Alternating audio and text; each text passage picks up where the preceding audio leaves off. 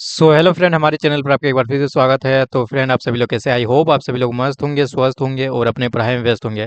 तो आज का वीडियो आप लोग के लिए आकांक्षा 40 एग्जाम के लिए बहुत ही बेहतरीन वीडियो होने वाला है, क्योंकि इस वीडियो पर मैं आप लोग का मैथ्स का पीवाईक्यू सॉल्यूशन लेकर आ चुका हूँ, जो कि 2025 में आया हुआ था। ठीक है, अभी तक आप लोग नहीं देखे हैं 2019 से 2024 तक का क्वेश्चन, तो आप मेरे प्लेलिस्ट चेकआउट कर सकते हैं। मैंने ईयर वाइज मैथ्स के लिए बना चुका हूँ। ठीक है, 2019 से 2022 तक का आपको set one, set two, set three type type में मिलेगा। सेट वन जो है वो एक्चुअल में 2019 का क्वेश्चन है। सेट टू जो है वो मैंने 2021 के लिए बनाया हुआ है, और जो सेट थ्री है वो 2022 का है। ठीक है, तो वो तीन सेट 3 ईयर का है, 2019 से लेकर 2000 आपका 22 तक, और 23 से आपका ये करवा चुका हूँ, 23 से 25 तक। ठीक है, मतलब 25 का ये वीडियो पे आने वाला है।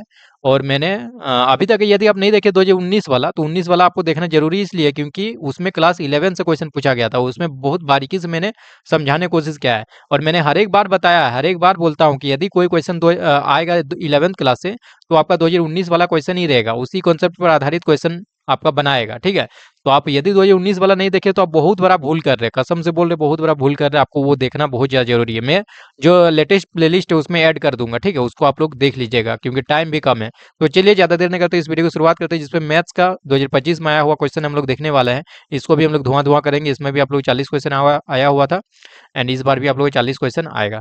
तो चलिए ज़्यादा देर नहीं करते, इस वीडियो की शुरुआत करते हैं। चैनल के लिए नए हैं तो सब्सक्राइब कीजिए। आप लोग वीडियो देखते हैं लेकिन लाइक नहीं करते हैं, और शेयर भी नहीं करते हैं, और सब्सक्राइब भी नहीं करते हैं, तो सब्सक्राइब कीजिए यदि चैनल पर नए हैं तो। और वीडियो अच्छा लगेगा तो लाइक भी कीजिए, अपने दोस्तों के साथ ज़्यादा से ज़्यादा शेयर कीजिए। चलिए तो शुरुआत करते हैं हम लोग। देखिए 81 से आप लोग का 120 तक, मतलब 40 क्वेश्चन रहने वाला है। तो देखिए पहला क्वेश्चन 81 में क्या कहा जा रहा है, यदि 3 2x 9 द्वारा विभाज्य है तो x का मान क्या है। मैक्सिमम स्टूडेंट हिंदी मीडियम के, इसलिए मैं हिंदी में ही एक्सप्लेन करूंगा। आप इंग्लिश में भी क्वेश्चन रीड कर सकते हैं। If 3 2x is divisible by 9, the value of x is, तो x का मान क्या होगा वो पूछा जा रहा है। आप लोग देखिए बहुत सारा विभाजन का रूल सीखे होंगे, जिसमें आप लोग देखे होंगे कि इवन नंबर है तो वो 2 से डिविजिबल होगा। ठीक है, वो 2 से पूरी तरह से विभाज्य होगा।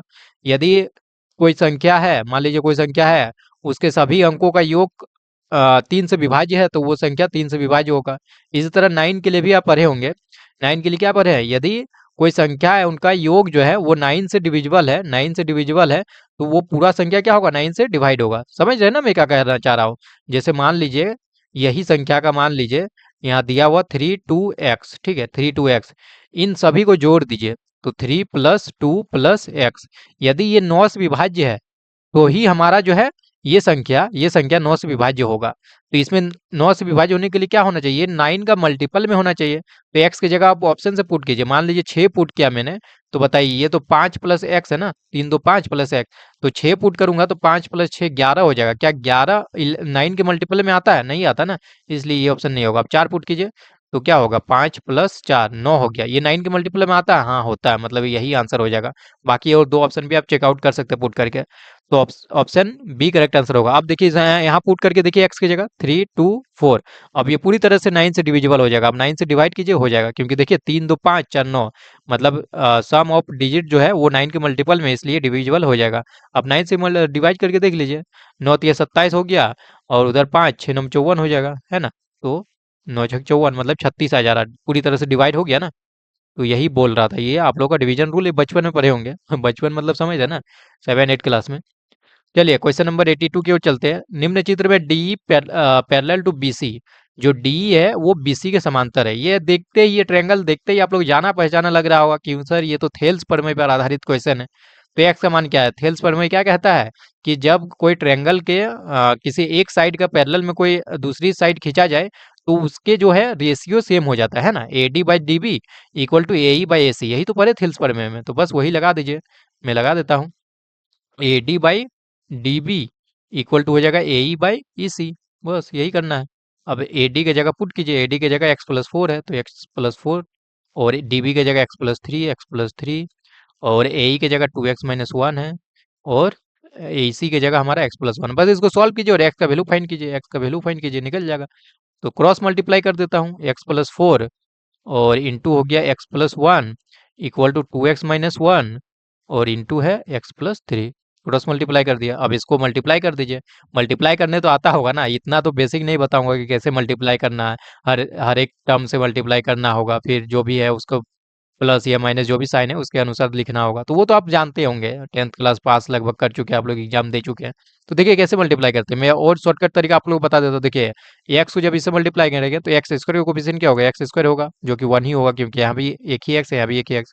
प्लस एक्स का कोफिशिएंट क्या होगा, देखिए यहाँ से इसको यदि मल्टीप्लाई करेंगे तो एक एक्स आएगा, और यहाँ से एक मल्टीप्लाई करें, आप अपने तरीके से मल्टीप्लाई कर सकते हैं, मैं शॉर्टकट बता रहा हूँ। यहाँ से मल्टीप्लाई करेंगे तो एक एक्स आएगा, यहाँ से मल्टीप्लाई करेंगे तो 4x आएगा, तो 4x और 1x 5x हो जाएगा। तो मैं डायरेक्ट लिख देता हूँ प्लस 5x, और यहाँ क्या था, यहाँ x+4 था ना, हाँ x+4 है।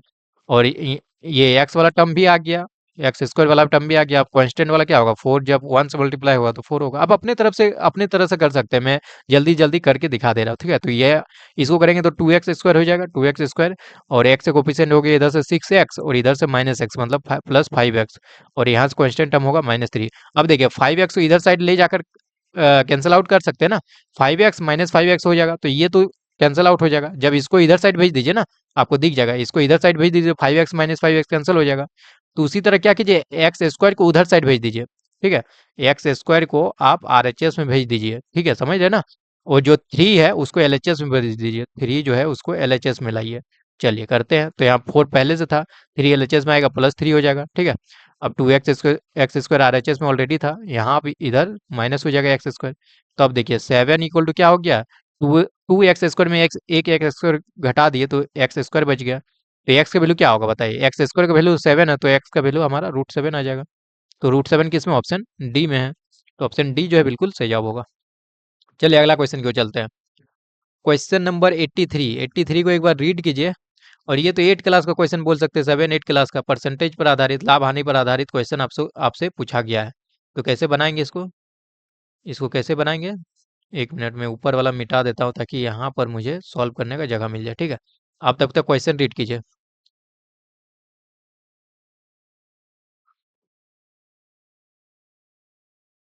क्वेश्चन रीड कीजिए, एक व्यापारी 11 खिलौने 10 रुपए में खरीदा और 10 खिलौने को 11 रुपए में बेचा, ठीक है। इसका दो तरीका मैं बताऊंगा।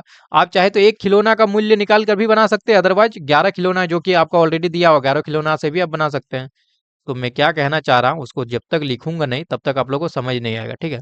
तो देखिए मैं ये कहना चाह रहा हूँ कि आपका 11 खिलौना का मूल्य 10 रुपए, ठीक है, जो कि 11 खिलौना खरीदा 10 रुपए में, 11 खिलौना खरीदा 10 रुपए में, और 10 खिलौने को बेचा 11 रुपए में, तो उसका लाभ प्रतिशत। तो पहले आप लाभ प्रतिशत निकालने का फॉर्मूला क्या होता है, परसेंटेज लाभ जो होता है, लाभ प्रतिशत, वो क्या होता है, ऊपर में लिखते लाभ, नीचे क्या लिखते, नीचे लिखते क्रय मूल्य, क्रय मूल्य इंटू 100 करते हैं, यही तो करते हैं। अब लाभ निकालने का फॉर्मूला क्या है, लाभ कैसे निकालते हैं, लाभ इक्वल टू होता है क्या, आपका विक्रय मूल्य, विक्रय मूल्य माइनस करे मूल्य, माइनस करे मूल्य, ठीक है, माइनस करे मूल्य। तो ये मैं कहना चाह रहा हूँ कि आप 11 खिलौना को भी, मान लीजिए मैं 11 खिलौना को ही लेकर बना रहा हूँ, ठीक है। मान लीजिए 11 खिलौना का मूल्य 10 रुपए है, तो ठीक है, और 11 खिलौना खरीदा 10 रुपए में, ठीक है, ये क्रय मूल्य हो गया 10 रुपए, और 10 खिलौने को 11 रुपए में बेचा।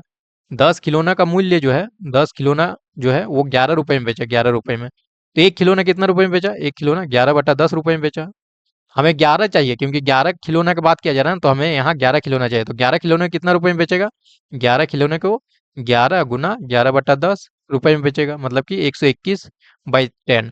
मतलब 11 खिलौने को ये खरीदा 10 रुपए में, और बेच कितना रहा, 11 खिलौने को बेच कितना रहा, खरीदा, ठीक है, ये खरीदा मतलब क्रय मूल्य है।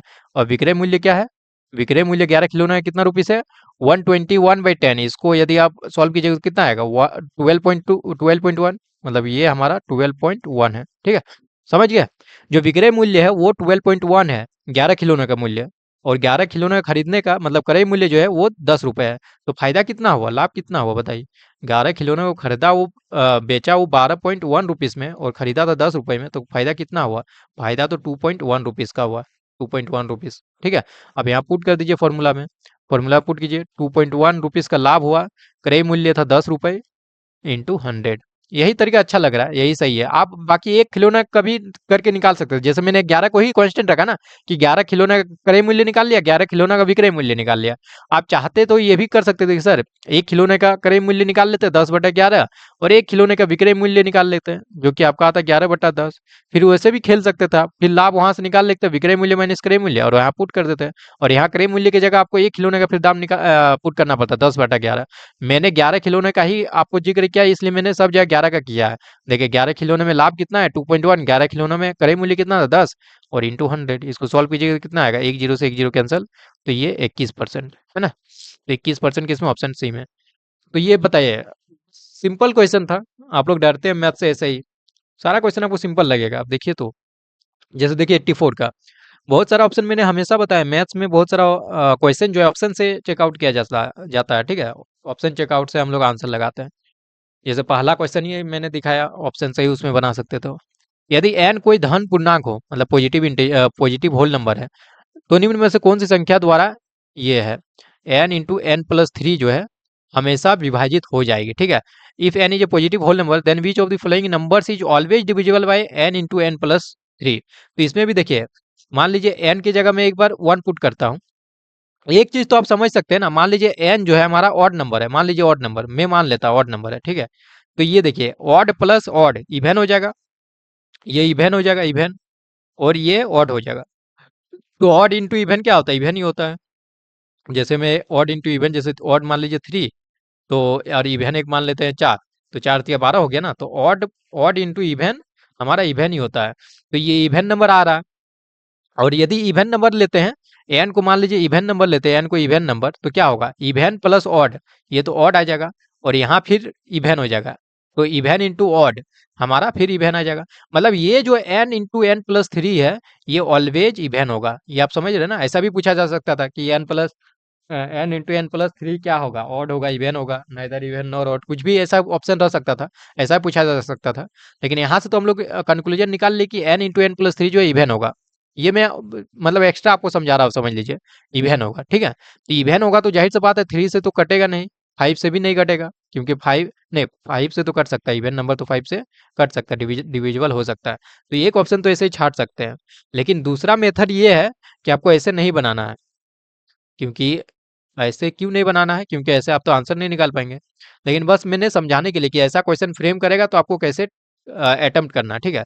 अब देखिए, अब एन को 1 पुट कीजिए, इसमें n को 1 पुट कीजिए तो कितना आएगा, वो जो आ जाएगा 1 × 4, तो ये 4 आ जाएगा। जब n को 2 पुट कीजिएगा तो कितना आएगा, देखिए 2 पुट कीजिए तो 2 और ये 2 + 3 5, तो 10 आ जाएगा। n को 3 पुट कीजिए तो कितना आ जाएगा 3, और इंटू हो जाएगा 6, 18 हो जाएगा। देखिए सब इवन नंबर आ रहा है ना। फिर n को 4 कीजिए, इसमें भी इवन आ जाएगा, 4 × 7, 7 × 28 हो जाएगा। देखिए सब इवन नंबर आ रहा है। अब देखिए 4 को मैंने निकाल दिया, अब 4 में से देखिए किससे डिविजिबल हो रहा है, 2 से तो डिविजिबल होगा ही, क्योंकि वो इवन नंबर है, हमेशा 2 से डिविजिबल होगा। यही पूछा जा रहा है, which number is always divisible. हाँ, आप वैसे भी निकाल सकते थे, ऑलवेज बात किया जा रहा है ना, तो इवन नंबर हमेशा आ रहा है, तो इवन नंबर आ रहा है तो हमेशा 2 से डिविजिबल होगा, तो डायरेक्ट भी 2 आंसर हो सकता था। मैंने जो बता रहा था आपको तरीका, कि इवन नंबर आया है दोनों केस में, आप चाहे एन को ऑड नंबर रखिए या इवन नंबर रखिए, वो ओवरऑल जो है ये इवन नंबर ही। अब इवन नंबर है तो 2 से ऑलवेज डिविजिबल होगा, डायरेक्ट भी लगा सकते थे। अदरवाइज ऐसे आप पुट करके देख सकते हैं, ठीक है। 2 से डिविजिबल है, 3 से नहीं होगा, क्योंकि सारा इवन नंबर है। 4 से भी सब नहीं होगा, देखिए 4 से 10 नहीं होगा, 18 नहीं होगा, तो ये भी नहीं होगा। 5 से भी सब नहीं होगा, 4, 18, 28 ये नहीं होगा। तो ऑप्शन हमारा क्या होगा, ए बिल्कुल सही जवाब होगा। अगला क्वेश्चन देखिए, ये बेहतरीन क्वेश्चन बनाया गया था 85 का। बोला जा रहा है रूट अंडर 8 + 2√15 का वैल्यू पूछा जा रहा है।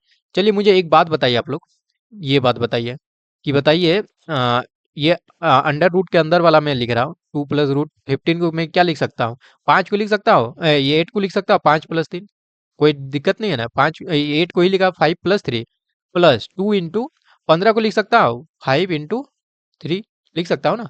तो ये क्या दिख गया कि ये तो सर ए स्क्वायर, मतलब क्या हुआ, √5 का स्क्वायर, √5 का स्क्वायर ही होता है ना 5, प्लस √3 का स्क्वायर, √3 का स्क्वायर ही होता है 3। तो A square plus B square plus 2a भी दिख रहा होगा, √5 इंटू √3 दिख रहा है ना, दिख रहा है ना। A square plus B square plus 2ab, तो यानी कि इसको हम लोग क्या लिख सकते हैं, जो अंदर वाला पार्ट है, अंदर वाला को लिख सकते हैं ना, इसी को तो लिखा है मैंने ना, 8 + 2 √15, मतलब रूट के अंदर वाला को लिखा है कुछ इस टाइप का। मतलब ये क्या हो गया, ये एक्चुअली हुआ क्या, √5 + √3 का होल स्क्वायर हो गया ना। ये जो हुआ यहाँ से ये स्टेप आया, ये क्या हुआ, a² + b² + 2ab, मतलब किसका है ये, √5 + √3 का होल स्क्वायर है। और इसके जगह हम लोग यही तो लिखे हैं, ये देखिए, ये पूरे की जगह ये आया ना, तो इसको हम लोग लिख सकते हैं √5 + √3 का होल स्क्वायर। अब देखिए, अब स्क्वायर रूट में आप पढ़े होंगे कि मान लीजिए स्क्वायर रूट ऑफ 4 का स्क्वायर है, तो आप क्या लिखते हैं, 4 लिखते हैं ना, 4 का स्क्वायर मतलब 16, तो ये 4 लिखते हैं। मतलब कि इसका एक्चुअली मीनिंग क्या होता है, 4 स्क्वायर है और ये रूट है, रूट मतलब क्या होता है, इसका पावर 1/2 है। और जब पावर आपस में ये होता है तो मल्टीप्लाई हो जाता है, पावर के ऊपर पावर रहता है तो मल्टीप्लाई, चाहे दो दो कैंसिल आउट हो गया, तो यहाँ से 4 आ गया। तो आप समझ रहे, इतना तो बेसिक आपको क्लियर होगा। तो यहाँ भी रूट और स्क्वायर दोनों है, तो रूट और स्क्वायर दोनों हट जाएगा, तो क्या हो जाएगा, √5 + √3, यही आंसर हो जाएगा। किसमें, ऑप्शन बी में, √3 + √5। आप √5 + √3 कीजिए या √3 + √5 कीजिए, आप 5 में 3 जोड़िए या फिर 3 में 5 जोड़िए, 8 ही आएगा है ना। तो ऐसे ही आप √3 + √5 कीजिए या √5 + √3 कीजिए, सेम ही होगा, इतना तो आपको पता होगा, ठीक है। चलिए अगला क्वेश्चन, इसमें भी आप ऑप्शन चेकिंग कर सकते हैं। समीकरण के मूल है, मतलब the roots of the equation 10x - 1/x = 3, x not = 0 आर। तो देखिए ये सब क्वेश्चन आप ऑप्शन से चेकआउट कैसे कर सकते हैं, कि जब भी कहा जाएगा कि इसका रूट है, इसका मूल है, इसका हल है, तो वो जैसे मान लीजिए बी का चेक करते हैं, तो 1/2 मान लीजिए इसका मूल है, तो इसको सेटिस्फाई करेगा, एक्स की जगह आप 1/2 पुट कीजिए, तो आपको LHS = RHS आता हुआ दिखेगा, है कि नहीं, उसी को मूल बोला जाता है।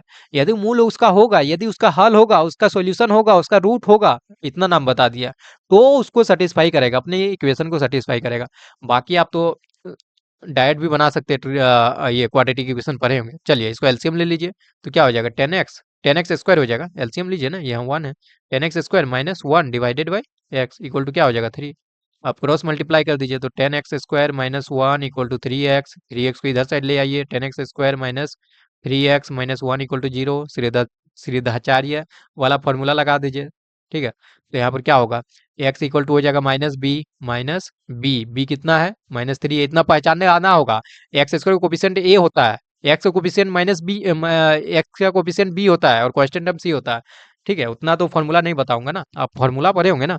एक्स इक्वल टू क्या होता है, -b + √d, जिसको बोला जाता है b² - 4ac डिवाइडेड बाई 2 है, तो वही फॉर्मूला लगा रहा और कुछ नहीं, -b, तो यहाँ ऑलरेडी एक माइनस है, तो माइनस माइनस क्या हो जाएगा, प्लस हो जाएगा, 3 -b प्लस माइनस, ठीक है, -b हो गया, प्लस माइनस √b² -3 का स्क्वायर 9 -4ac -4, a कितना 10 और c कितना -1, -1 है, ठीक है। चलिए अगला स्टेप में उसको माइनस को खत्म कर दूंगा, डिवाइडेड बाई 2 है, 2 इंटू a कितना 10 है। तो अब यहाँ देखिए 3 हो गया, प्लस माइनस, ये देखिए यहाँ माइनस माइनस मैं यहाँ से लिख देता हूँ, ठीक है, ये माइनस और ये माइनस प्लस हो जाएगा ना, तो इसको मैं, और वो तो 1 ही है तो उसको हटा दिया मैंने, ठीक है, ये प्लस हो गया। अब बताइए ये कितना हो गया, 4 इंटू 10 ये 40 हो गया, और प्लस 9 ये 49 हो गया। √49 किसका होता है, 7 का होता है ना, तो 7 हो जाएगा, √49 = 7, और डिवाइडेड बाई कितना है, डिवाइडेड बाई 20 है। अब देखिए एक बार प्लस वाला को लीजिए तो कितना आएगा, 3 + 7 10/20 आएगा, और एक बार माइनस वाला को लीजिए तो 3 - 7 कितना होगा, -4/20। तो इसको सॉल्व कीजिए, कितना आएगा, एक 1/2 आया, एक -1/5 आया, तो 1/2 और -1/5, ठीक है। तो ये आंसर हो गया ऑप्शन बी। आप सोच रहे होंगे सर मैं कैसे मान लूँ कि जो सॉल्यूशन होता है, जो हल होता है, जो रूट्स होता है, जो मूल होता है, वो सेटिस्फाई करता है। चलिए दिखा देता हूँ सेटिस्फाई करता हुआ। आप 1/2 पुट कीजिए एक्स की जगह, आपको RHS = LHS आता हुआ दिखेगा, ठीक है। जो LHS = RHS आता हुआ दिखेगा, RHS में ऑलरेडी 3 है ना, तो अब देखिए LHS में भी आपका 3 आएगा। आप पुट कीजिए एक्स इक्वल टू 1/2 पुट कीजिए, चलिए 10 इंटू 1/2 माइनस 1/1/2 तो ये 2 ऊपर चला जाएगा ना, समझ रहे हैं ना। तो ये तो हो गया, ये 5 5 हो गया, 5 बार भी कैंसिल हो गया 5, और ये 2 ऊपर चला जाएगा तो 3 हो गया। देखिए RHS में भी 3 था, LHS में भी 3 आ गया। एक बार आप पुट कर लीजिए -1/5, तो 10 इंटू -1/5, और ये -1/x है, x की जगह -1/5, ठीक है, 1/5, ये 5 ऊपर चला जाएगा और माइनस माइनस प्लस हो जाएगा, तो क्या बचेगा, यहाँ से देखिए 5 दूनी 10 -2 बचेगा, और ये माइनस माइनस प्लस हो गया, और ये 5 ऊपर चला जाएगा तो +3, तो ये भी देखिए 3 आ गया ना। तो वही मैं बताना चाह रहा था कि इक्वेशन को सेटिस्फाई करेगा, बाकी किसी ऑप्शन को चेक कीजिए नहीं सेटिस्फाई करेगा। आप 5 को पुट कीजिए तो 50 माइनस 1/5 हो जाएगा। तो 50 माइनस 1/5 3 होगा, नहीं होगा। तो ऐसे ही एक एक ऑप्शन चेक कर लेते तो आप बहुत आसानी से भी बना सकते थे। बाकी इसमें भी कुछ ज़्यादा लगाने हैं। आप इक्वेशन दिया हुआ क्वाड्रेटिक इक्वेशन को सॉल्व करना है, वो बहुत 30 मार खान वाला काम तो करना नहीं है, ठीक है। आराम से आप सॉल्व कर सकते हैं। चलिए आसानी से अब 87 को भी हम लोग सॉल्व करते हैं। किसी पार्किंग स्थान में कुल 20 बाइक है एवं गाड़ियां खरीदी, मतलब टोटल नंबर ऑफ, ये कार है, ठीक है। गाड़ी मतलब कार है यहाँ पे, मतलब टोटल बाइक और टोटल कार, मतलब कार और बाइक दोनों मिलाकर 20 है। टोटल बाइक एंड कार जो है 20 दिया हुआ है। और यदि टायर की संख्या दिया 70, टोटल टायर जो है वो 70 दे दिया गया, तो पार्किंग स्थान में गाड़ियों की संख्या कितना है? इसको तो मेंटल एबिलिटी में होना चाहिए क्वेश्चन को, आपको मैथ्स में दे दिया। चलिए मान लेते हैं कि बाइक की संख्या जो है एक्स है, ठीक है। और कार की संख्या जो है, बाइक की संख्या एक्स मान लेते हैं, कार की संख्या वाई मान लेते हैं।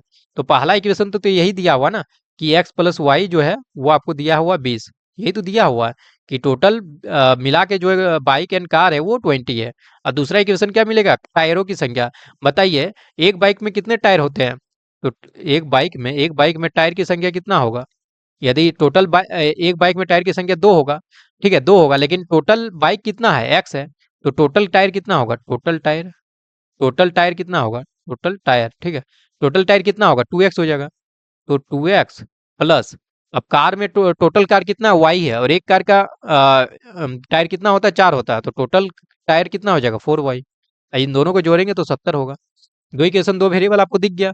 दो इक्वेशन दो वेरिएबल आप डायरेक्ट भी निकाल सकते थे, मान सकते थे, आप ये भी कर सकते थे कि बाइक की संख्या एक्स है तो गाड़ियों की संख्या 20 माइनस एक्स है, डायरेक्ट भी कर सकते थे। मैंने वाई माना ना, तो आप 20 माइनस एक्स डायरेक्ट कर सकते थे, क्योंकि टोटल तो आपका 20 ही है ना। तो इसको एक्स हो गया तो ये 20 माइनस एक्स हो गया। बाकी मैं आसान तरीका आपको बता रहा हूँ ताकि आप लोग ये तरीका आप इजीली समझ में आ जाएगा। बाकी ये तरीका कोई खराब नहीं है, आप आराम से समझ सकते हैं। लेकिन ये तरीका आप ज्यादा फेमिलियर है तो इससे आसानी से समझ सकते हैं। समझ गए ना? X plus y equal to 20 क्यों हो गया? क्योंकि टोटल जो आपका व्हीकल है, बाइक और कार मिला के, वो 20 है। और 2x plus 4y equal to 70 क्यों हो गया? क्योंकि एक बाइक का 2 टायर होता है, तो एक्स बाइक का कितना टायर होगा? 2x। और एक कार का 4 टायर होता है, तो वाई कार का कितना टायर होगा? 4y। और इन दोनों को टोटल आपका टायर की संख्या दिया 70, तो इन दोनों को जोड़ के मैंने 70 कर दिया। बस इसको सॉल्व कीजिए, दो इक्वेशन दो वेरिएबल, आसानी से आप सॉल्व कर सकते हैं, ठीक है। अब देखिए एक्स की जगह x equal to 20 minus y कर दीजिए, है ना। तो एक्स की जगह वो पुट कर दीजिए 20 माइनस वाई, तो वाई का वैल्यू निकल जाएगा। या फिर आप डायरेक्ट भी कर सकते हैं। अब बहुत तरीका होता है सॉल्व करने का, ठीक है, बहुत तरीका होता है। इसको 2 से मल्टीप्लाई कर दीजिए तो एक्स कैंसिल आउट हो जाएगा। इसको 2 से मल्टीप्लाई कर दीजिए तो 2x, इसको इस इक्वेशन को, ये पहला इक्वेशन को 2 से मल्टीप्लाई कर दीजिए, 2x plus 2y equal to 40 हो जाएगा। अब इन दोनों को घटा दीजिए तो ये माइनस माइनस माइनस, ये खत्म हो गया। 4y माइनस 2y हो गया, इक्वल टू 70 माइनस 40 30 हो गया। तो यहाँ से y इक्वल टू कितना निकल गया? 15। y इक्वल टू 15, मतलब क्या पूछा जा रहा था? The number of cars in the parking space. हाँ, y ही पूछा जा रहा था। कार का कार ही तो हम लोग माने हैं ना कि y नंबर ऑफ कार है, तो 15 आ गया। 15 किसमें? ऑप्शन सी में, तो ऑप्शन सी करेक्ट आंसर होगा। समझ गए? चलिए अगला क्वेश्चन हमारा 88 की ओर चलते हैं। अपने से एक बार खुद से रीड कीजिए, क्वेश्चन अटेम्प्ट कीजिए, उसके बाद वीडियो देखिए। मतलब पहले पॉज कर लीजिए, आप खुद से सॉल्व करने ट्राई कीजिए, नहीं तो आप खाली देखेंगे मूवी की तरह ना तो नहीं सीख पाएंगे, बिलीव में। क्योंकि हर एक साल मैं बताता हूँ कि यही क्वेश्चन आएगा, और मेरे चैनल के थ्रू बहुत सारे बच्चे पढ़ के जाते हैं, लेकिन सबका सिलेक्शन नहीं होता है। क्यों नहीं होता है? क्योंकि मैं तो मेहनत करता हूँ, आपको भी मेहनत करना जरूरी है, आपको भी मेहनत करना होगा मेरे साथ, अदरवाइज कैसे सिलेक्शन हो पाएगा बताइए। जो मेहनत करते हैं वो तो पहुंच जाते हैं, जो नहीं करते फिर वो यहीं रह जाते हैं। चलिए 88 अच्छा क्वेश्चन है। एबीसी और पी क्यू आर आपका समरूप दिया हुआ, पीएम जो है पी क्यू आर की माध्यिका है। पीएम माध्यिका क्या होती है?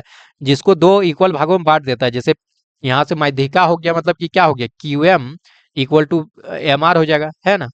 Q M equal to M R हो जाएगा, ये तो माध्यिका का मतलब होता है।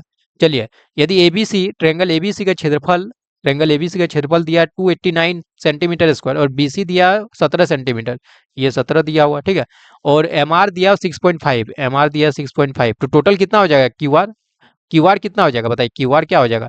ये मैंने बताया ना, एम आर जो होगा वही क्यू एम होगा, ये भी 6.5 हो गया, 6.5 प्लस 6.5 वो क्यू आर हो जाएगा, जो क्या हो जाएगा? 13 सेंटीमीटर, है ना। अब पूछा जा रहा है ट्रायंगल पीक्यूएम का क्षेत्रफल क्या होगा? बताइए, आप पढ़े होंगे दो समरूप त्रिभुज के क्षेत्रफल का अनुपात उनकी संगत भुजाओं के वर्ग के अनुपात के बराबर होती है। चलिए वही लगाते हैं, वही थ्योरम लगाते हैं। त्रिभुज ABC, area of triangle ABC divided by area of triangle, कौन सा ट्रायंगल है? पीक्यूआर, है ना। ट्रायंगल पी क्यू आर, वही तो दिया है समरूप पी क्यू आर। तो दो समरूप त्रिभुजों के क्षेत्रफलों का अनुपात उनकी संगत भुजा, संगत भुजा को मान लेते बीसी, बीसी वाला ले रहे हैं क्योंकि वही गिवन है। तो बीसी लिए, देखिए यहाँ से बीसी लिए तो हमको यहाँ से क्यू आर लिखना होगा, यही संगत भुजा होता है, बीसी बाई क्यू आर। दो दो समरूप त्रिभुजों के क्षेत्रफलों का अनुपात उनकी संगत भुजाओं के वर्ग के अनुपात के बराबर होती है। तो ये आप पढ़े होंगे, वर्ग के अनुपात के बराबर, है ना, वर्ग के अनुपात के बराबर। दो समरूप त्रिभुज क्षेत्रफल का अनुपात उनकी संगत भुजाओं के वर्ग के अनुपात के बराबर होती है। अब यहाँ भी स्क्वायर लगा सकते हैं, कोई दिक्कत नहीं। अब होल स्क्वायर मत लगाए, वर्ग के अनुपात के बराबर आप ऐसे लिख सकते हैं, या फिर मैंने उसी को हटाने के लिए यहाँ होल स्क्वायर लगा दिया, और क्या। चलिए अब देखिए, जो दिया हुआ उसको पुट कीजिए और आंसर पाइए। चलिए क्या दिया हुआ सर, देख लीजिए क्या आंसर दिया, क्या दिया हुआ। एबीसी का क्षेत्रफल दिया हुआ, देखिए 289, हाँ दिया हुआ है तो 289।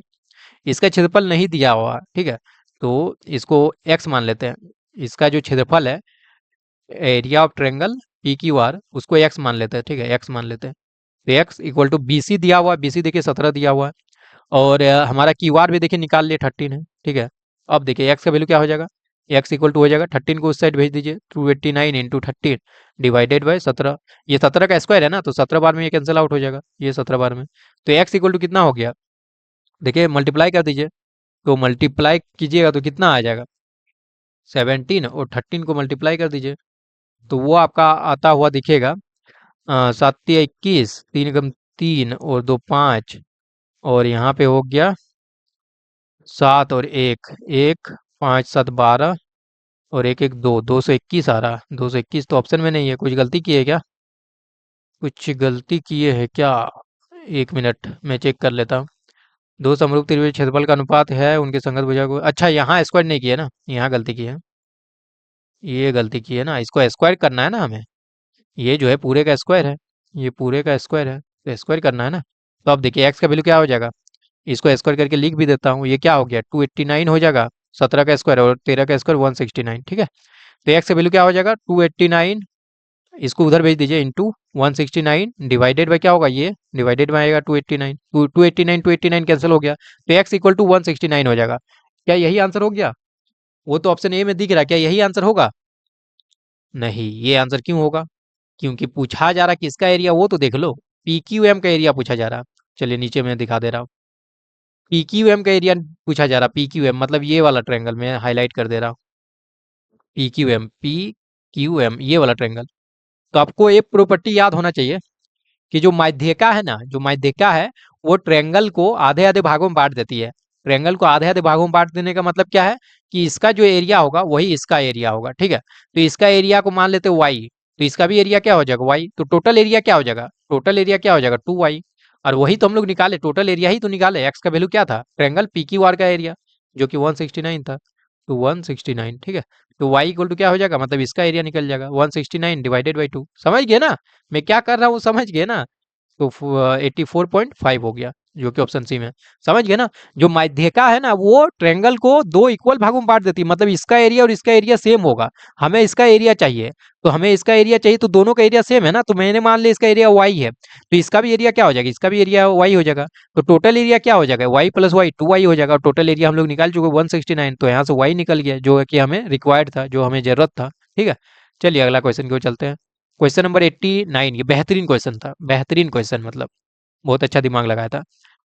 ए minus B into X square plus B minus C into X plus C minus A equal to 0 तथा A into B minus X into X square plus B into C minus A into X plus C A minus B equal to 0 के सर्वनिष्ठ मूल मतलब common root पूछा जा रहा है, common root, ठीक है। इसको सॉल्व करने का आप लोग देखिए, ये 11th में आप लोग अच्छे से पढ़ेंगे, और उसके कॉन्सेप्ट पर आधारित मैं बताऊंगा तो फिर आप लोग को भी समझ में नहीं आएगा, ठीक है। अभी अभी के लिए, तो अभी के लिए आप इसको कैसे अटेम्प्ट करना है मैं बता रहा हूँ। देखिए x-1 का होल स्क्वायर पढ़े हैं, x-1 का होल स्क्वायर, हाँ सर पढ़े तो है, x square plus 1 minus 2x, ये पढ़े होंगे। आप मुझे बताइए इसका रूट क्या एक हो सकता है, x इक्वल टू 1 इसका रूट हो सकता है, जो कि इसको सेटिस्फाई करेगा वही रूट हो जाता है, मतलब 0 हो जाएगा। x इक्वल टू 1 पुट कीजिए तो ये 0 हो गया, वही रूट हो गया, है कि नहीं। तो अब देखिए इसका एक हम लोग तरीका निकाल लेते हैं, इसका कोफिशिएंट क्या है, कोफिशिएंट मतलब एक्स स्क्वायर कोफिशिएंट क्या है 1 है, और देखिए यहाँ फिर कांस्टेंट टर्म क्या है 1 है, और एक्स से कोफिशिएंट क्या है -2 है, -2, इसको जोड़ के देखिए 0 आ रहा है ना। तो इसका तरीका ये हुआ कि यदि आपको कोई क्वाड्रेटिक इक्वेशन दिया हुआ रहेगा और उसका कोफिशिएंट को जोड़ने पर यदि जीरो आ रहा है तो समझ लीजिए उस क्वाड्रेटिक इक्वेशन का x इक्वल टू 1 एक हल होगा, एक मूल होगा, एक रूट होगा। समझ रहे हैं ना? एक कॉमन रूट नहीं, मतलब एक रूट होगा। ठीक है, एक क्वाड्रेटिक इक्वेशन का यदि हम लोग कोफिशिएंट को जोड़ने के बाद यदि जीरो आ रहा है तो समझ लीजिए x इक्वल टू 1 एक उसका मूल होगा। ठीक है, अब चलिए मैं इसका जोड़ के दिखाता हूँ, इसमें भी आप लोग को वही दिखेगा। देखिए देखिए इसका आपका कोफिशिएंट क्या है, ए माइनस बी है। ठीक है, सबको जोड़ दीजिए। इसका एक्स का कोफिशिएंट क्या है, बी माइनस सी है, तो चलिए जोड़ दीजिए बी माइनस सी। और कांस्टेंट टर्म क्या है, प्लस सी माइनस ए। इसको जोड़िए तो जीरो आ रहा है, देखिए जीरो आता हुआ दिख रहा होगा। ये ए से ए गया, सी से सी गया, बी से बी गया, जीरो हो गया। मतलब ये जो इक्वेशन आपका है, मैं हाईलाइट कर दे रहा हूँ, ये जो इक्वेशन है इसका एक मूल x इक्वल टू वन है, x इक्वल टू वन है। अब x equal to one put कीजिएगा ना तो ये ओवरऑल जीरो हो जाएगा, हो रहा ना? तो x इक्वल टू वन इसका एक मूल है। अब देखिए इस इक्वेशन को देखिए, इसमें भी x स्क्वायर का कोफिशिएंट क्या है, a इंटू बी माइनस सी। फिर प्लस कीजिए, x का कोफिशिएंट क्या है, b इंटू सी माइनस ए। फिर देखिए कांस्टेंट टर्म क्या है, प्लस सी इंटू ए माइनस बी। इसको भी सॉल्व कीजिए, जीरो आएगा। सॉल्व करके देखिए, ब्रैकेट ओपन कीजिए, A B minus A C plus B C minus A B plus A C. C A लिखे या ए सी लिखे, बात बराबर ही है, समझ रहे हैं ना? मल्टीप्लीकेशन है, आप 3 को 4 से मल्टीप्लाई करिए या 4 को 3 से मल्टीप्लाई कीजिए, सेम ही है। Minus B C. ठीक है, अब देखिए ए बी से ए बी जाता हुआ दिखे रहा, ए सी से ए सी जाता हुआ दिख रहा है, बी सी से बी सी जाता हुआ दिख रहा है। प्लस माइनस है ना, यहाँ ए बी प्लस में है, ए बी माइनस में, तो दोनों कैंसिल आउट हो गया, तो ये जीरो हो गया ओवरऑल, है ना? तो यानी जीरो हुआ तो इसका भी एक मूल क्या होगा, मैंने बताया यदि कोफिशिएंट जीरो होगा तो उसका एक मूल वन होगा। ठीक है, एक मूल वन होगा, मतलब इसका भी एक मूल वन है। वही तो कॉमन है, देखिए इसके लिए भी एक मूल वन है, इसके लिए भी एक मूल वन आ गया। तो x इक्वल टू वन जो है ये हमारा कॉमन रूट है। ठीक है, सर्वनिष्ठ मूल है। चलिए समझ गए आई होप।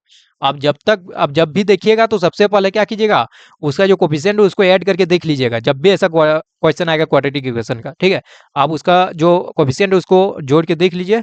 यदि उसका जोड़ने के बाद यदि जीरो आ रहा है तो समझ लीजिए उस क्वाड्रेटिक इक्वेशन का एक मूल एक्स इक्वल टू वन होगा। वन जो है उसका एक मूल होगा। ठीक है, याद रखिएगा हमेशा के लिए, बहुत बढ़िया क्वेश्चन था ये।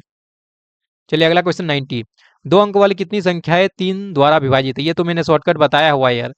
क्या शॉर्टकट बताया था कि दो अंक वाली संख्या कहाँ शुरू होती है, 10 से कहाँ तक एंड होती है, 99 तक जाती है। तीन से डिविजिबल होने वाला पूछ रहा ना, तीन से कितनी संख्या डिविजिबल है, तो तीन से डिवाइड कर दीजिए। इसमें मैंने बोला था कि खाली भागफल लिखना है, तो तीन को 10 को तीन से डिवाइड कीजिएगा तो कितना आ जाएगा, भागफल खाली बताइए, तीन आ जाएगा। इसको भागफल बताए 33 आ जाएगा, 33 में 3 घटा दीजिए, ये 33 में 3 को घटा दीजिए तो कितना आएगा, 30। तो यही आंसर होगी 30, किस में, ऑप्शन सी में। अब चार से डिविजिबल पूछता, पाँच से करता तो भी आप बना सकते थे। बाकी इसका ये तो शॉर्टकट तरीका बताया था, शॉर्टकट तरीका लग जाता है सब क्वेश्चन में, लेकिन मैं और इसका जो मेथड है उसके द्वारा भी सॉल्व करके दिखा रहा हूँ, जो एपी बनेगा आपका। ठीक है, तो मैं थोड़ा सा स्पेस लेना चाहूँगा, कहाँ पे, यहाँ नीचे सॉल्व करके दिखा रहा हूँ। ठीक है, नीचे देखिए, तीन द्वारा विभाजित होने वाली कितनी संख्या है जो दो अंकों वाली संख्या होनी चाहिए? कहाँ से शुरू होगा, 10 से शुरू होगा। 10 तीन से डिविजिबल है नहीं, है ना? 11 भी नहीं है, तो 12 12 डिविजिबल है, 15 डिविजिबल है। इसी तरह लास्ट दो अंकों की संख्या कहाँ तक डिविजिबल होगा तीन से, जो कि 99 होगा। अब हमें निकालना है एन का वैल्यू, एन का वैल्यू निकालना है, कितने नंबर है, ये नंबर को गिनती करना है। ये तो एपी है, तो एपी का पहला पद देखिए 12 दिख रहा है। कॉमन डिफरेंस देखिए, 15 माइनस 12 कीजिएगा तो 3 दिख रहा है। हमें निकालना क्या है, एन। और ए एन देखिए लास्ट टर्म जो है, आप इसको एल भी बोलते हैं, ए एन भी बोलते हैं, जो भी बोलिए, ये 99 है। फॉर्मूला लगाइए, ए एन इक्वल टू क्या होता है, A plus N minus one into D. A N की जगह पुट कीजिए 99 इक्वल टू ए का जगह 12 plus N minus one, N तो निकालना है, और डी की जगह 3। अब देखिए 99 माइनस 12, 12 को इस साइड ले आइए ना, तो 99 माइनस 12 क्या हो जाएगा, ये 7, और ये हमारा 8, 87 आ जाएगा, equal to N minus one into three, है ना? ये हमारा हो गया N minus one into three. तो थ्री मल्टीप्लीकेशन में तो इधर आएगा, तो डिवीजन में हो जाएगा, तो एन माइनस वन का वैल्यू जो होगा वो 87/3। चलिए थोड़ा सा मैं इसको ऊपर कर दे रहा हूँ। अब देखिए एन माइनस वन जो हुआ वो 87/3 कितना होगा, तीन दूनी 6 और दो तीन नम 27 हो जाएगा। तो एन इक्वल टू यहाँ से देखिए 30 आ गया ना, तो वही शॉर्टकट तरीका से मैंने बता दिया, 30 आएगा, और यहाँ से हम लोग इसमें सभी हम लोग 30 निकाल लिए। ठीक है, तो चलिए आई होप ये क्वेश्चन आप लोगों को इजी क्वेश्चन था। ऐसा क्वेश्चन मैंने ऑलरेडी करवाया हुआ है, सेम टू सेम क्वेश्चन करवाया हुआ होगा, है ना? पीवाईक्यू में ऑलरेडी आया हुआ, तो इसलिए पीवाईक्यू बहुत ज़्यादा जरूरी होता है आप लोग के लिए। ठीक है, और मैंने तो बहुत अच्छे तरीके से आप लोग कॉन्सेप्ट के साथ सारा कुछ बताया हुआ, शॉर्टकट भी बता रहा हूँ तो इसका पीछे कॉन्सेप्ट भी बता रहा हूँ कि कॉन्सेप्ट क्या होगा। अब चलिए अगला क्वेश्चन है, क्वेश्चन नंबर 91।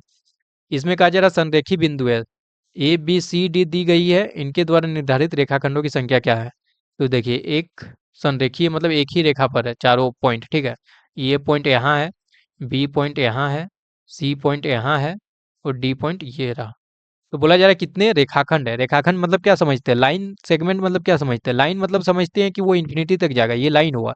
और सेगमेंट, लाइन सेगमेंट क्या हुआ कि वो दो पॉइंट के बीच में ही रहेगा, छोटा सा पार्ट, इस लाइन सेगमेंट का छोटा सा पॉइंट, छोटा सा पॉइंट, ये हमारा लाइन सेगमेंट हो गया ये भी, ठीक है। तो उसी तरह कितना लाइन सेगमेंट है वो आपको गिन के बताना है। तो देखिए गिन के बता रहा हूँ। एक ये वाला लाइन सेगमेंट होगा ए बी, मैं लिख भी देता हूँ, ए बी शुरू होगा। देखिए लाइन सेगमेंट कब बनता है? दो पॉइंट के बीच में, दो पॉइंट होना चाहिए लाइन सेगमेंट बनाने के लिए, है ना, दो पॉइंट होना चाहिए। तो ए से शुरू होने वाला एक ए बी हो गया, फिर ए सी भी तो हो जाएगा एक लाइन सेगमेंट, ए से सी तक एक लाइन सेगमेंट हो गया, फिर ए डी भी हो जाएगा, ए डी भी हो जाएगा ए से डी तक। अब ए वाला खत्म हो गया, देखिए ए बी के साथ भी लाइन सेगमेंट बना लिया, ए सी के साथ भी, ए डी के साथ भी। अब देखिए बी से शुरू होने वाला है। क्या बी ए लिख सकते हैं? जी सर लिख तो सकते हैं। नहीं लिख सकते हैं, क्यों लिख सकते हैं? आपका ये दोनों अलग लाइन है क्या? ए बी और बी ए दोनों अलग लाइन है क्या? आप ए बी कहिए या बी ए कहिए, दोनों तो सेम ही लाइन है ना। आप ए बी कहिए या बी ए कहिए, दोनों तो सेम ही लाइन सेगमेंट है कि नहीं? तो ए बी और बी ए दो बार थोड़ी लिखिएगा। चलिए, एक ही सेगमेंट है ना, ये वाला तो एक ही सेगमेंट है। तो ए से शुरू होने वाला हो गया, बी ए नहीं लिख सकते हैं तो बी सी लिखेंगे, बी सी एक हो गया और एक बी डी हो गया, यहाँ से बी डी हो गया। और देखिए सी से शुरू होने वाला, इधर पीछे तो नहीं जा सकते तो एक सी डी हो गया। तो इतना ही आप लिख सकते हैं, एक दो तीन चार पाँच छः, छः किस में? ऑप्शन डी में। तो ऑप्शन डी जो है बिल्कुल सही जवाब हो जाएगा हमारा क्वेश्चन नंबर 91 का। चलिए 92 की ओर चलते हैं। 92 देखिए, आई होप आपको दिख रहा होगा। चलिए मैं समझा दे रहा हूँ क्या क्या दिया हुआ। In the given figure A B C D are 4 point, A B C D 4 point दिख रहा होगा सर्कल, सर्कल में ए बी सी डी, ठीक है। A C and B D intersect at point E, देखिए ये पॉइंट ई है जो कि ए सी और बी डी इंटरसेक्ट कर रहा है, ठीक है, यहाँ पर एक दूसरे को काट रहा है। सच डेट बी ई सी, ये देखिए ये बी ई सी, बी कहाँ? बी ई सी 130 डिग्री, ये 130 डिग्री दिया हुआ है। और ई सी डी 20 डिग्री, ये 20 डिग्री दिया हुआ है, ठीक है, ये 20 डिग्री है, देखिए लिखा हुआ है ना। Find the angle B A C, B A C ये वाला एंगल पूछा जा रहा है, ये वाला एंगल। तो ये एंगल कैसे निकालेंगे? देखिए आप लोग, यहाँ 130 है तो ये क्या होगा? ये एंगल कितना होगा? ये एंगल तो 50 डिग्री हो जाएगा, है कि नहीं? यदि ये 130 टोटल 180 होता ना, ये टोटल 180 होगा, ये 130 है तो जाहिर सी बात है 180 माइनस 130 कीजिएगा तो ये 50 डिग्री हो गया। अब त्रिभुज के तीनों कोनों का योग कितना होता है? 180 डिग्री। तो ये 50 प्लस 20 70 हो गया, तो ये बचा हुआ एंगल कितना हो जाएगा? 180 माइनस 70 कर दीजिए, 180 माइनस 70 110 डिग्री हो जाएगा। मतलब ये वाला एंगल जो है 110 डिग्री हो गया। समझ रहे ना कैसे निकाला? ये टोटल 180 डिग्री होता तो ये 130 डिग्री दिया होता, ये 50 डिग्री हो गया। अब ट्रायंगल के तीनों कोनों का योग 180 डिग्री होता है, त्रिभुज के तीनों कोनों का योग, तो ये 50 20 70 हो गया, तो बचा हुआ कोण 120 110 डिग्री होगा। अब एक चीज आप लोग थ्योरम पढ़े होंगे सर्कल में कि मान लीजिए कोई ये सर्कल है और कोई ए बी क्वाड है, ए बी क्वाड है, ठीक है। तो उसमें क्या होता है, सर्कल पर बनाया गया जो है मतलब जो जीवा होता है वो सर्कल किसी दो पॉइंट पे बनाया गया एंगल भी इक्वल हो जाता है। ऐसे मान लीजिए एंगल बना रहा तो ये एंगल और ये एंगल दोनों इक्वल हो जाता है, ये पढ़े होंगे। तो यदि ये एंगल 110 डिग्री है तो ये वाला एंगल भी कितना हो जाएगा? क्योंकि एक ही आपका जीवा से बनाया गया ना, बीसी से ही बनाया गया है, तो ये भी एंगल सेम हो जाएगा 110 डिग्री के बराबर। तो 110 डिग्री किस में? ऑप्शन डी में। तो ऑप्शन डी बिल्कुल सही जवाब होगा, ठीक है। चलिए अगला क्वेश्चन 93। प्रदत्त चित्र में वाई का मान, वैल्यू ऑफ वाई क्या होगा? वैल्यू ऑफ वाई, तो देखिए इसको आप ये लिख सकते हैं ना, ये एंगल 180 डिग्री हो जाएगा, मतलब x plus y, x plus y को लिख सकते हैं 180 डिग्री। आप कहीं से भी आप नहीं लिख सकते, ये एंगल पता होता ना तो आप लोग निकाल सकते थे एक्स या वाई का किसी का भी वैल्यू, ये एंगल पता नहीं है, ठीक है। तो अब यहाँ से कैसे लिख सकते हैं? X plus 90। अब यहाँ यदि फिर मानेंगे थीटा तो फिर एक वेरिएबल बढ़ जाएगा। तो अब देखिए एक मैं आप लोग को मूल मंत्र बता रहा हूँ। यदि आप कोई इक्वेशन आपका दिया हुआ रहेगा ना, तो आपका यूनिक सॉल्यूशन मतलब एक सॉल्यूशन मिलने के लिए आपको जो है जितना वेरिएबल दिया हो उतना इक्वेशन की जरूरत होगा। यहाँ वेरिएबल कितना है? एक्स और वाई, वेरिएबल दो है, ठीक है। दो वेरिएबल दो है तो हमें इक्वेशन कितना जरूरत पड़ना चाहिए? दो इक्वेशन वेरिएबल, दो इक्वेशन जरूरत होगा तभी हम सॉल्व कर सकते हैं। यहाँ तो एक ही इक्वेशन बन रहा ना, दो इक्वेशन तो बन ही नहीं रहा। आप कहीं से भी बना लीजिए नहीं बनेगा। ये एंगल पता होता या ये एंगल पता होता तो हम लोग बना सकते थे, मतलब निकाल सकते थे एक्स या वाई का वैल्यू। लेकिन सिर्फ एक ही के द्वारा, एक ही इक्वेशन के द्वारा हम लोग सॉल्व नहीं कर सकते, इसलिए वाई का वैल्यू हम लोग नहीं निकाल पाएंगे, कैन नॉट बी डिटरमाइन। यदि आप निकाल पा रहे हैं ना, तो मुझे कमेंट बताइएगा, मैं आप लोग को प्राइज दूंगा, मुंह मांगा इनाम दूंगा, ठीक है। यदि वाई के वैल्यू आप निकाल लेते हैं तो मुंह मांगा इनाम दूंगा। लेकिन ये मत बोलिएगा कि सर ये एंगल तो लग रहा 60 डिग्री के जैसा लग रहा है, वैसा लगने से कुछ नहीं होगा। जो दिया हुआ है उतने डेटा से ही आप लोग को निकालना है। अब निकालिए, नहीं निकाल पाएंगे तो इसलिए हो जाए कैन नॉट बी डिटरमाइन। चलिए अगला क्वेश्चन की ओर चलते हैं। तो हमारा नेक्स्ट क्वेश्चन है क्वेश्चन नंबर 94।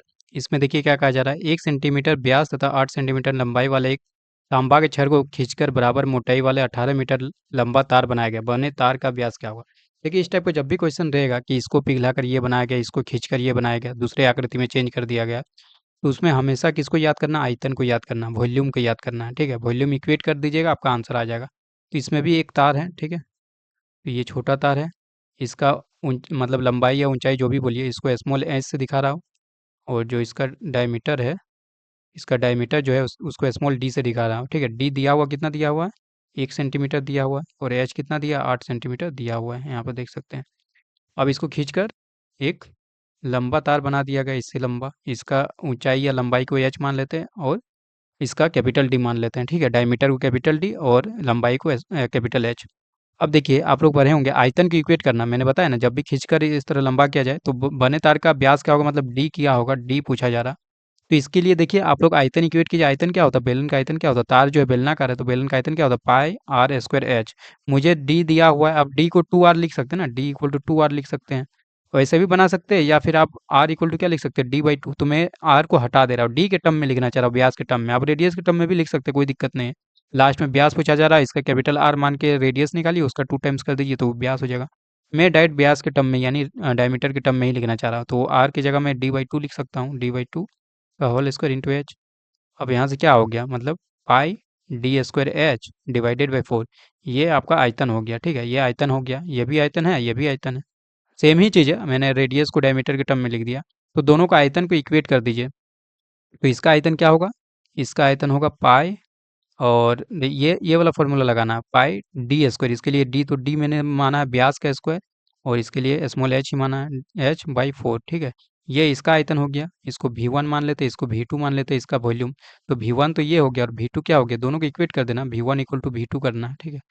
तो इसके लिए क्या हो गया पाई, और इसके लिए डायमीटर क्या है, कैपिटल डी माना, तो कैपिटल डी का स्क्वायर, और यहाँ पर कैपिटल एच डिवाइडेड बाई 4। ये 4 से 4 कैंसिल हो गया, ये पाई से पाई कैंसिल हो गया, तो क्या बचा हमारे पास, यहाँ पर लिख रहा यहाँ पर पाई तो कैंसिल आउट हो गया है। तो हमारे पास बचा है D square H equal to capital D square capital H. अब जो जो वैल्यू दिया उसको पुट कर दीजिए। कैपिटल स्मॉल डी का वैल्यू दिया हुआ देखिए 1 सेंटीमीटर, तो यहाँ 1 का स्क्वायर कीजिएगा तो 1 ही होगा, इंटू एच, एच का भी दिया देखिए 8। कैपिटल डी का वैल्यू दिया हुआ है, कैपिटल डी का वैल्यू, हाँ ये देखिए यहाँ पर दिया दिया हुआ 18 मीटर लंबा तार बनाया गया, मतलब कैपिटल एच का वैल्यू दिया 18 मीटर है, तो एक ही यूनिट में कन्वर्ट करना होगा, या तो सबको सेंटीमीटर में रखिए या सबको मीटर में। तो यहाँ मीटर है तो इसको मैं सेंटीमीटर में कन्वर्ट कर दे रहा हूँ। तो सेंटीमीटर में कैसे कन्वर्ट करते हैं, मीटर को 100 से मल्टीप्लाई करके। 18 मीटर है मतलब 1800 सेंटीमीटर हो जाएगा, 1800 सेंटीमीटर, ठीक है। तो कैपिटल एच की जगह 1800 लिख देता हूँ, 1800 सेंटीमीटर, ठीक है। अब यहाँ से कैपिटल डी का वैल्यू क्या हो जाएगा, 1800 डिवाइडेड बाई 8 हो जाएगा। 1800 डिवाइडेड बाई 8, ये कैपिटल डी स्क्वायर का स्क्वायर होगी, ठीक है। अब इसको कैंसिल आउट कीजिए, कितना, 2 बार में 4 बार में कैंसिल आउट कीजिए, 4 दूनी 8 हो गया, 4 चौक 16 हो गया, और 4 पचे 20, 450 हो गया। इसको फिर 2 से कैंसिल आउट कीजिए तो क्या होगा, 2 दूनी 4 और यहाँ 25, मतलब कि डी इक्वल टू हो गया। ये एक्चुअल में क्या होगा, कुछ गलती किया क्या, अच्छा गलती ये किए हैं कि 1800 नीचे चला जाएगा ना, 1800 तो नीचे चला जाएगा, तो ये 8/1800 होगा। और इसको 8 बार में कैंसिल आउट कीजिएगा तो ये 225 हो जा रहा था ना। तो डी इक्वल टू क्या हो जाएगा, √1/225। तो डी इक्वल टू यहाँ से हो गया 1/15, ठीक है। 1/15, 225 किसका होता है, 15 का होता है ना। तो 1/15 किस में, ऑप्शन सी में, तो ऑप्शन सी करेक्ट आंसर होगा। अब रेडियस के टर्म में भी निकाल सकते थे, तो सबको रेडियस में कन्वर्ट करते, फिर आपको लास्ट में फिर व्यास में कन्वर्ट करना होता, तो 2 टाइम्स करना होता रेडियस का। चलिए अगला क्वेश्चन, क्वेश्चन नंबर 95। इसमें कहा गया दी गई आकृति, तो दी गई आकृति में यहाँ पर क्या लिखा हुआ है, जो ए ई है परपेंडिकुलर टू बी सी, मतलब ये एक्चुअल में 90 डिग्री है, ये एक्चुअल में 90 डिग्री है, ठीक है। तो ये भी 90 डिग्री हो जाएगा, है कि नहीं। और जो डी है वो बी सी का मध्य बिंदु है, डी जो है वो बी सी का मध्य बिंदु है, मतलब कि ये भुजा और ये भुजा पूरा इक्वल होगा, ठीक है। ये है पूरा बी सी ए है, तो डी सी क्या हो जाएगा, a/2, और बी डी क्या हो जाएगा, ये भी a/2 हो जाएगा, समझ है ना। B D A by two हो जाएगा और यही हमारा डी सी भी हो जाएगा, ठीक है, क्योंकि बी सी हमारा दिया हुआ ए, ठीक है। अब निकालना क्या है, एक्स निकालना है। एक्स इक्वल टू क्या होगा, ये ए ई जो है वो एच दिया हुआ है, ए डी का वैल्यू डी दिया हुआ है, और ए सी का वैल्यू बी दिया हुआ और ए बी का वैल्यू ए दिया हुआ है, ठीक है। अब देखिए इसको कैसे निकालते हैं। पहले आप ये ट्रायंगल को फोकस कीजिए। कौन सा triangle, triangle A E D, triangle A E D, A E D, ठीक है। इसमें देखिए ये क्या है, ये 90 डिग्री है, ये 90 डिग्री है, तो जो ये ए डी है, ए डी क्या हो जाएगा, ए डी इसके लिए कर्ण हो जाएगा, ए डी कर्ण हो जाएगा, समझ रहे हैं ना, ए डी कर्ण हो जाएगा। और ये परपेंडिकुलर हो जाएगा, ये बेस हो जाएगा। तो मैं क्या लिख सकता हूँ, एच स्क्वायर लिख सकता हूँ, एच स्क्वायर इक्वल टू लिख सकता हूँ कर्ण, कर्ण का स्क्वायर यानी डी स्क्वायर माइनस ये बेस का स्क्वायर एक्स स्क्वायर, समझ रहे हैं ना। आप लोग पढ़े हैं ना पाइथागोरस, पाइथागोरस लगाना है कि आप पढ़े होंगे, कर्ण का स्क्वायर इक्वल टू लंब का स्क्वायर प्लस आधार का स्क्वायर। तो मैं यही लिख दिया कि आप ऐसे लिखते ना, आप लीजिए कर्ण का स्क्वायर इक्वल टू परपेंडिकुलर का स्क्वायर प्लस बेस का स्क्वायर, ये लिखते हैं। तो मैंने एच को डायरेक्ट लिख दिया, H square equal to D square minus x square. ये इक्वेशन 1, इसको संभाल के रखिए। अब ट्रायंगल किसको फोकस करना, आप ट्रायंगल फोकस कीजिए बड़े वाले ट्रायंगल को, ए ई सी को, ए ई सी, ठीक है। ए ई सी देखिए ये भी हमारा क्या है, पाइथागोरस, इस पे भी लगा सकते हैं क्योंकि ये 90 डिग्री है। ये वाला ट्रायंगल समझ रहे हैं ना, ये वाला ट्रायंगल को, ये वाला ट्रायंगल, ठीक है। तो ये पूरा लेंथ कितना हो गया, ई सी कितना हो गया, ई सी हो गया, देखिए ना, ई सी कितना हो, यही तो बेस हो जाएगा ना इसके लिए। ई सी क्या हो जाएगा, X plus A by two, X plus A by two E C हो गया, ठीक है, यही बेस है। इस बार क्या लिख सकते हैं, ये परपेंडिकुलर है, ये हाइपोटेनियस हो जाएगा, तो यहाँ एच स्क्वायर इक्वल टू क्या लिख सकते हैं, ये हमारा परपेंडिकुलर है ना, ये एच जो है वो परपेंडिकुलर है। अब एच मतलब कर्ण, मतलब समझ लीजिएगा कि एच हम लोग कर्ण को डिनोट करते हैं, ऐसा मत, हाइपोटेनियस को डिनोट करते हैं, ऐसा मत समझ लीजिएगा। यहाँ जो अनुसार दिया उसके अनुसार मैं लिख रहा हूँ। एच स्क्वायर यहाँ से क्या लिख सकता हूँ, कर्ण का स्क्वायर बी स्क्वायर माइनस इसका बेस का स्क्वायर, बेस कितना है, जो ई सी है वही तो बेस है, मतलब x plus A by two, तो X plus A by two का स्क्वायर, ठीक है। अब क्या कीजिए, दो इक्वेशन मिल गया ना, अब दोनों इक्वेशन से एच को एलिमिनेट कर दीजिए, मतलब इक्वेट कर दीजिए। एच स्क्वायर का वैल्यू ये है, यहाँ बोला जा रहा है एच स्क्वायर का वैल्यू ये है, मतलब कि पहला इक्वेशन से क्या है, एच स्क्वायर का value D square minus x square है, दूसरा इक्वेशन से क्या है, एच स्क्वायर की जगह दोनों सेम ही है ना, तो B square minus x plus A by two का होल स्क्वायर, ठीक है। अब इसको ब्रैकेट ओपन कर दीजिए, D square minus x square equal to क्या हो जाएगा, B square minus x square minus A square by four और माइनस ए एक्स, ठीक है। इसको आप होल स्क्वायर कर दीजिएगा ना, तो होल स्क्वायर इसको कीजिएगा तो क्या आ जाएगा, x square plus A square by four plus two x into A by to कीजिएगा ना, ये टू टू से कैंसिल हो गया, तो ए एक्स सिर्फ बचेगा, ए एक्स, और यहाँ माइनस साइन है इसलिए सारा का साइन जो है माइनस कर दिए, ठीक है। अब देखिए यहाँ से कुछ कैंसिल आउट होता हुआ दिख रहा है, हाँ देखिए एक्स स्क्वायर कैंसिल आउट होता दिख रहा है, क्योंकि आप एक्स को इस साइड भेज दीजिए ना, एक्स स्क्वायर की इस साइड भेज दीजिए, तो यहाँ माइनस एक्स स्क्वायर इधर भेजेंगे तो ये प्लस एक्स स्क्वायर होगा, तो ये दोनों कैंसिल आउट हो जाएगा। तो यहाँ से हमारा क्या हो जाएगा, ये ए एक्स को इधर साइड भेज दीजिए, इधर साइड एल एच एस में, और डी स्क्वायर को इधर भेज दीजिए एल एच एस में। तो ए एक्स को क्या लिख सकता है, ए एक्स इक्वल टू, पहले से यहाँ बी स्क्वायर है और डी स्क्वायर इधर प्लस में था तो इधर आके माइनस में हो जाएगा, और माइनस ए स्क्वायर बाई, ठीक है। इतना समझ गया। अब देखिए हमें एक्स निकालना है ना, तो एक्स इक्वल टू क्या हो जाएगा, B square minus D square minus A square by four, यहाँ मल्टीप्लाई में है ए तो जाके उधर चला जाएगा डिवाइड में, तो यही हमारा आंसर हो जाएगा, B square minus D square minus A square by four divided by A, जो कि ऑप्शन बी में दिख रहा है। तो ऑप्शन बी इस क्वेश्चन का बिल्कुल सही जवाब होगा। अगला क्वेश्चन क्यों चलते हैं, क्वेश्चन नंबर 96। इसमें कहा जा रहा है जब सूर्य का उन्नयन कोण 30 डिग्री है तब एक खंभा की छाया 9 मीटर लंबी है। देखिए इस प्रकार के जब भी हाइट एंड डिस्टेंस वाला जब भी सवाल आएगा तो आप डायग्राम बनाने की कोशिश कीजिए, यदि डायग्राम बना दिए सही सही तो आपका आंसर भी सही आ जाएगा, ठीक है। तो बोला जा रहा है एक खंभा है जिसका उन्नयन कोण बोला जा रहा है 30 डिग्री, ठीक है, 30 डिग्री। तब एक खंभा की छाया की लंबाई, छाया क्या होगा, यही होगा इसके लिए छाया, यही मैं नामकरण दे रहा हूँ, ए बी सी, जो ए सी होगा, ए सी होगा, यही तो छाया है ना, यही छाया होगा, इसी की लंबाई, क्योंकि यहाँ सन होगा, यहाँ सूरज होगा, ठीक है, और ये पोल है, ये खंभा है, इसका छाया किधर बनेगा, जमीन पर ही बनेगा, तो ये 9 मीटर लंबा है, ठीक है, ये 9 मीटर। जब सूर्य का उन्नयन कोण 60 डिग्री, 60 डिग्री मतलब क्या, इधर जाएगा या इधर जाएगा, जाहिर सी बात है इधर जाएगा तो एंगल कम होगा, मतलब यहाँ बनेगा, ये 60 डिग्री, ठीक है, ये 60 डिग्री, इसको पी पॉइंट मान लेता हूँ। उन्नयन कोण 60 डिग्री हो तब छाया की लंबाई क्या होगी, तो इसका वैल्यू पूछा जा रहा है, यही छाया की लंबाई है ना, तो इसको एक्स मान लेते हैं, तो एक्स का वैल्यू हमें निकालना है, और जो खंभा की लंबाई है उसको एच मान लेते हैं, ये एच मान लेते हैं, ठीक है, हमें एक्स निकालना है, एक्स इक्वल टू क्या होगा वो निकालना है। तो देखिए एक बार 1030 लगाइए, मैं नीचे लगाता हूँ, ठीक है। एक बार क्या कीजिए 1030 लगाइए, 1030 डिग्री क्या लिख सकते हैं, H perpendicular upon base, base इसके लिए क्या होगा ए सी, समझ रहे हैं ना। पर चलिए एक बार लिख के ही दिखा देता हूँ। 1030 क्या लिख सकता हूँ, ए बी डिवाइडेड बाई ए सी, और ए बी क्या है एच माना हो, और यहाँ से हमारा ए सी क्या है 9 मीटर, तो यहाँ से एच क्या हो जाएगा, एच इक्वल टू हो जाएगा 9 10 30, 9 10 30, और 1030 का वैल्यू क्या होता है 1/√3, तो 9/√3 हो जाएगा। ये एच का वैल्यू हो गया, ठीक है, ये एच का वैल्यू हमें फाइंड हो गया, हमें एक्स का वैल्यू चाहिए। तो अब 1060 लगाइए, 1060 क्या हो जाएगा, 1060 हो जाएगा A B divided by P A या ए पी जिसको एक्स बोला है, और ए बी क्या है एच बाई एक्स। यहाँ से एक्स इक्वल टू क्या निकल गया, एक्स इक्वल टू निकल गया एच बाई 1060, एच बाई 1060। तो यहाँ से एक्स इक्वल टू क्या हो गया, एच बाई 1060 का वैल्यू क्या होता है √3, तो √3 लिख दिया। अब यहाँ से x equal to H by √3 आ गया, तो बताइए एच का वैल्यू हमें निकाला कितना, 9/√3, तो यहाँ पुट कर दीजिए 9/√3 इंटू √3, पहले से ही √3 था, तो यहाँ से हो गया 9/3, इसको कैंसिल आउट कीजिए तो वो 3 निकलता हुआ आ गया। 3 किस में, ऑप्शन बी में। तो ऑप्शन बी जो है इस क्वेश्चन का बिल्कुल सही जवाब हो जाएगा 96 का, ठीक है। चलिए अगला क्वेश्चन 97 के। तो हम लोग का अगला क्वेश्चन है क्वेश्चन नंबर 97। इसमें कहा जा रहा है दो सम बहुभुजों की भुजाओं की संख्या का अनुपात 1:2 है, और इसका पहला जो बहुभुज है उसके प्रत्येक अंतस्थ कोण 120 डिग्री है, तो द्वितीय बहुभुज के प्रत्येक अंतस्थ कोण की माप क्या होगी।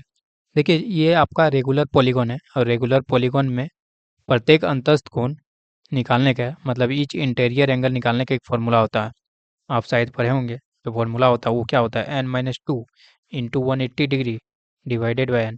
जैसे मान लीजिए एक रेक्टेंगल का बात किया जाए, ये भी रेगुलर पॉलीगॉन है जिसका प्रत्येक एंगल कितना होता है 90 डिग्री होता है। इसमें टोटल साइड क्या है, n जो है वो नंबर ऑफ साइड है, ठीक है, नंबर ऑफ साइड को दिखा रहा है। तो यहाँ टोटल साइड कितना 4 है, तो n की जगह 4 पुट कीजिए, आपका 90 डिग्री आ जाएगा। ये 4-2 इंटू 180 डिवाइडेड बाई 4, तो ये देखिए ये ओवरऑल 2 हो गया, और 2 से 2 बार में कैंसिल होगा 2, और ये 180 को 90 बार में, तो ये 90 डिग्री आ गया ना। तो एक एंगल 90 डिग्री का होता है इसलिए आपका रेक्टेंगल में।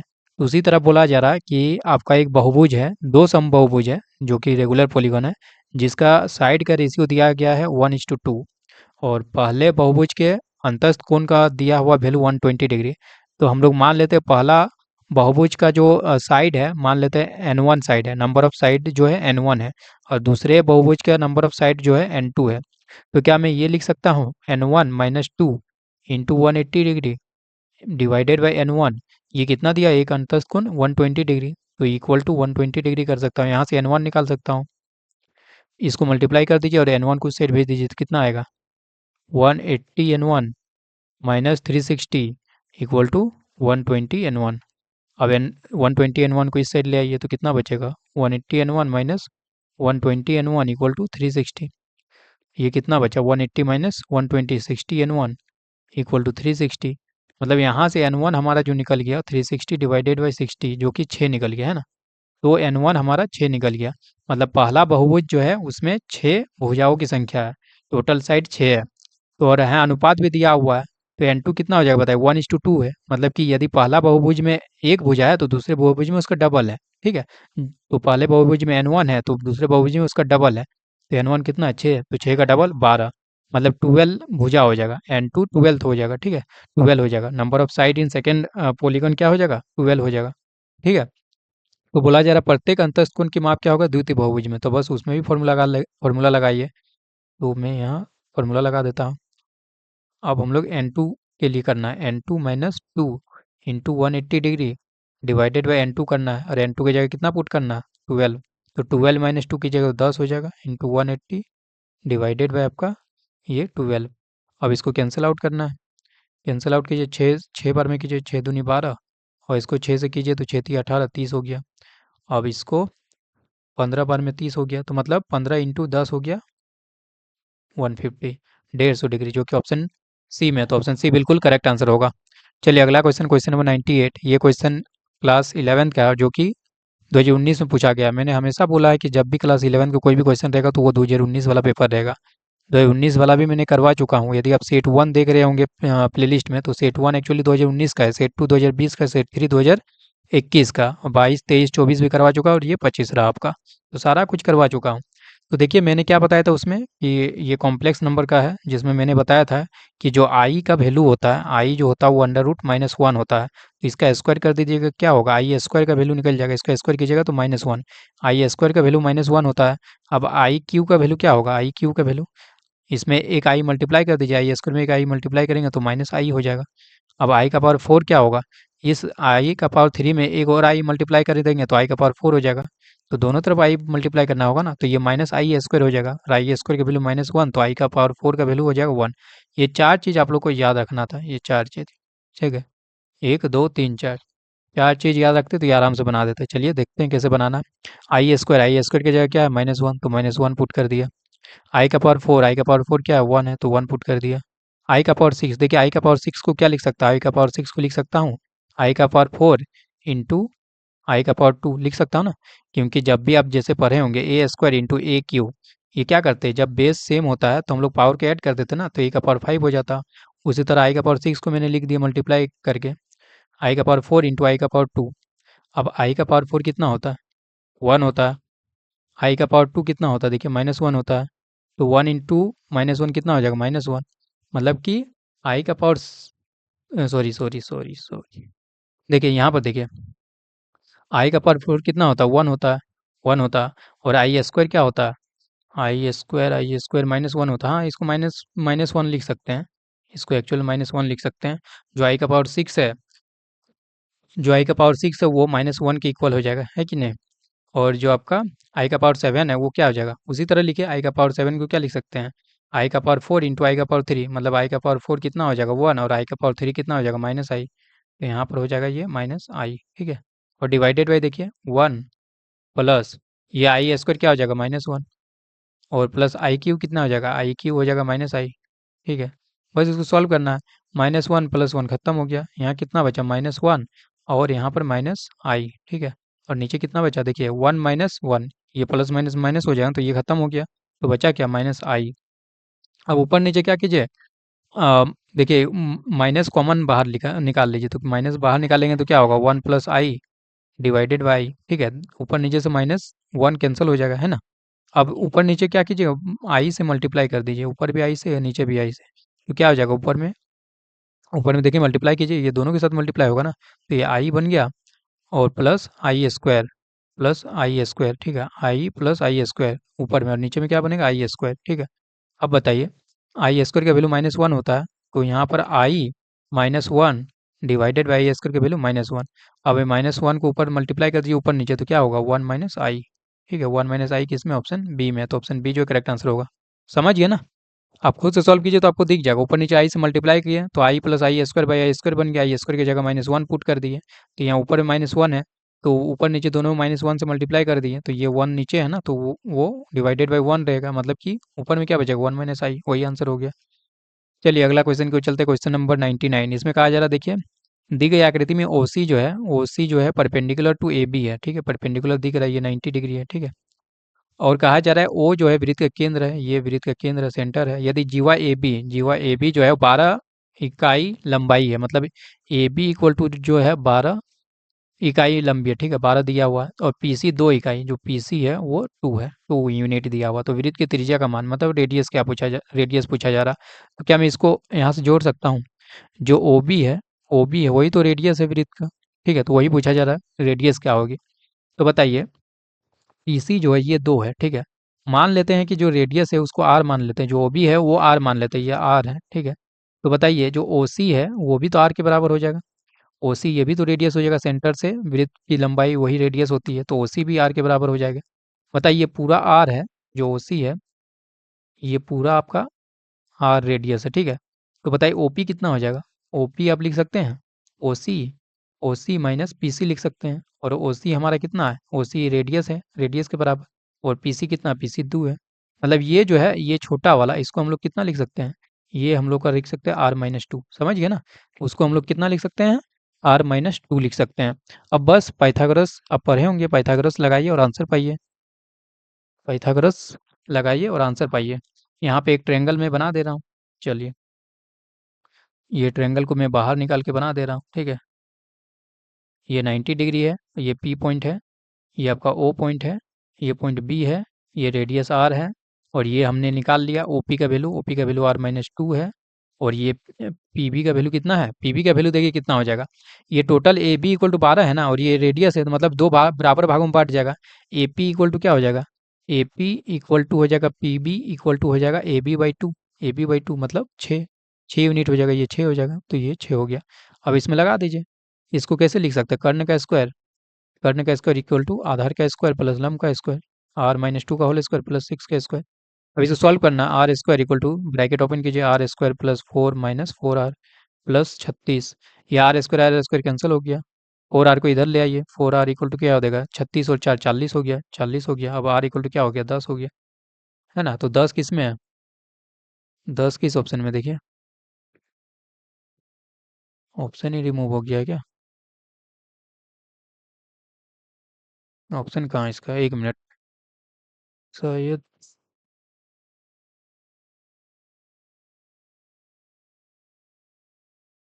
अच्छा यहाँ मैंने एक्चुअली लिखने के लिए कुछ गायब किया हुआ था, उसमें ऑप्शन कहाँ गया, अच्छा ऑप्शन नहीं आया है क्या। खैर इसका 10 मीटर जो है मतलब 10 यूनिट जो है 99 का बिल्कुल सही जवाब हो जाएगा, ठीक है। चलिए ऑप्शन शायद मतलब कि मैंने जब पीडीएफ बनाया तब गायब हो गया होगा, खैर कोई नहीं। चलिए नेक्स्ट क्वेश्चन की ओर आगे बढ़ते हैं, क्वेश्चन नंबर 110। इसमें देखिए किसी पासे को एक ही बार फेंकने से एक अभाज्य संख्या आने की प्रायिकता। देखिए पासा में क्या क्या होता है, 1 होता है, 2 होता है, 3 होता है, 4 होता है, 5 होता है, 6। अभाज्य संख्या क्या क्या है, एक 2 हो गया, एक 3 हो गया, एक 5 हो गया।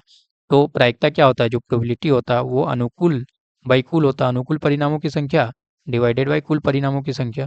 अनुकूल कितना है, 1 2 3, तो 3 ऊपर आ गया, कुल कितना है टोटल 6 है, तो 6 नीचे आ गया, तो 1/2 आंसर हो जाएगा। ऑप्शन सी करेक्ट आंसर होगा। चलिए अगला क्वेश्चन है, क्वेश्चन नंबर 101, 101। एम के किस मान के लिए बिंदु 3, -5, -5, तथा m, -4 संरेखीय है। जब भी मैंने संरेखी यानी कोलिनियर का बात किया तो हमेशा मैंने क्या कहा है, आप देखे होंगे पहले का वीडियो, तो भी आप देखे होंगे कि मैंने 3 तरीका आप लोगों को बताया है। या तो आप एक लाइन में मान लीजिए, ये ए पॉइंट, ये बी पॉइंट, ये सी पॉइंट, ए बी सी को एक लाइन में मान लीजिए, और इसमें से आप डिस्टेंस फार्मूला लगा के बना सकते हैं कि A B plus B C equal to A C. ये आप डिस्टेंस फार्मूला लगाइए, ए बी का डिस्टेंस फार्मूला निकालिए, 2 पॉइंट दिया हुआ है ए बी का, बी सी का डिस्टेंस फार्मूला, और ए सी के साथ इक्वेट करेंगे तो एम का वैल्यू निकल जाएगा। ये पहला तरीका। दूसरा तरीका क्या बताया था कि संरेखीय है, तो आप ट्रायंगल का एरिया 0 कर दीजिए। ट्रायंगल का एरिया निकालना आपको सिखाया था, ये कैसे निकालना, वैल्यू पुट करना है और आंसर पाना है। ये दूसरा तरीका हो गया।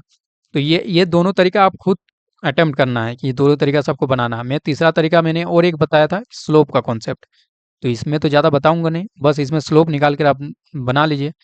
देखिए ए पॉइंट कितना दिया हुआ है आपका, -3, -5 दिया हुआ, ठीक है, -3, -5। बी पॉइंट कितना दिया हुआ है, -5, -6, और सी पॉइंट कितना दिया हुआ है। पहली बार देख रहे तो फिर आपको समझ में नहीं आएगा, पहले वाला वीडियो मेरा देखे होंगे तो ही आपको ये समझ में आ पाएगा।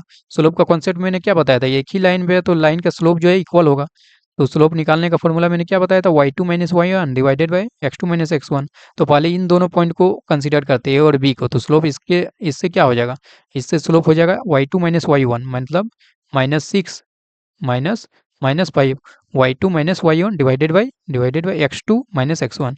आप किसी को भी मान सकते हैं। अब यहाँ से यदि करते ना y2, इसको y2 मानते हैं, इसको y1 मानते हैं, तो फिर इसको x2 मानना पड़ता है, इसको x1 मानना पड़ता।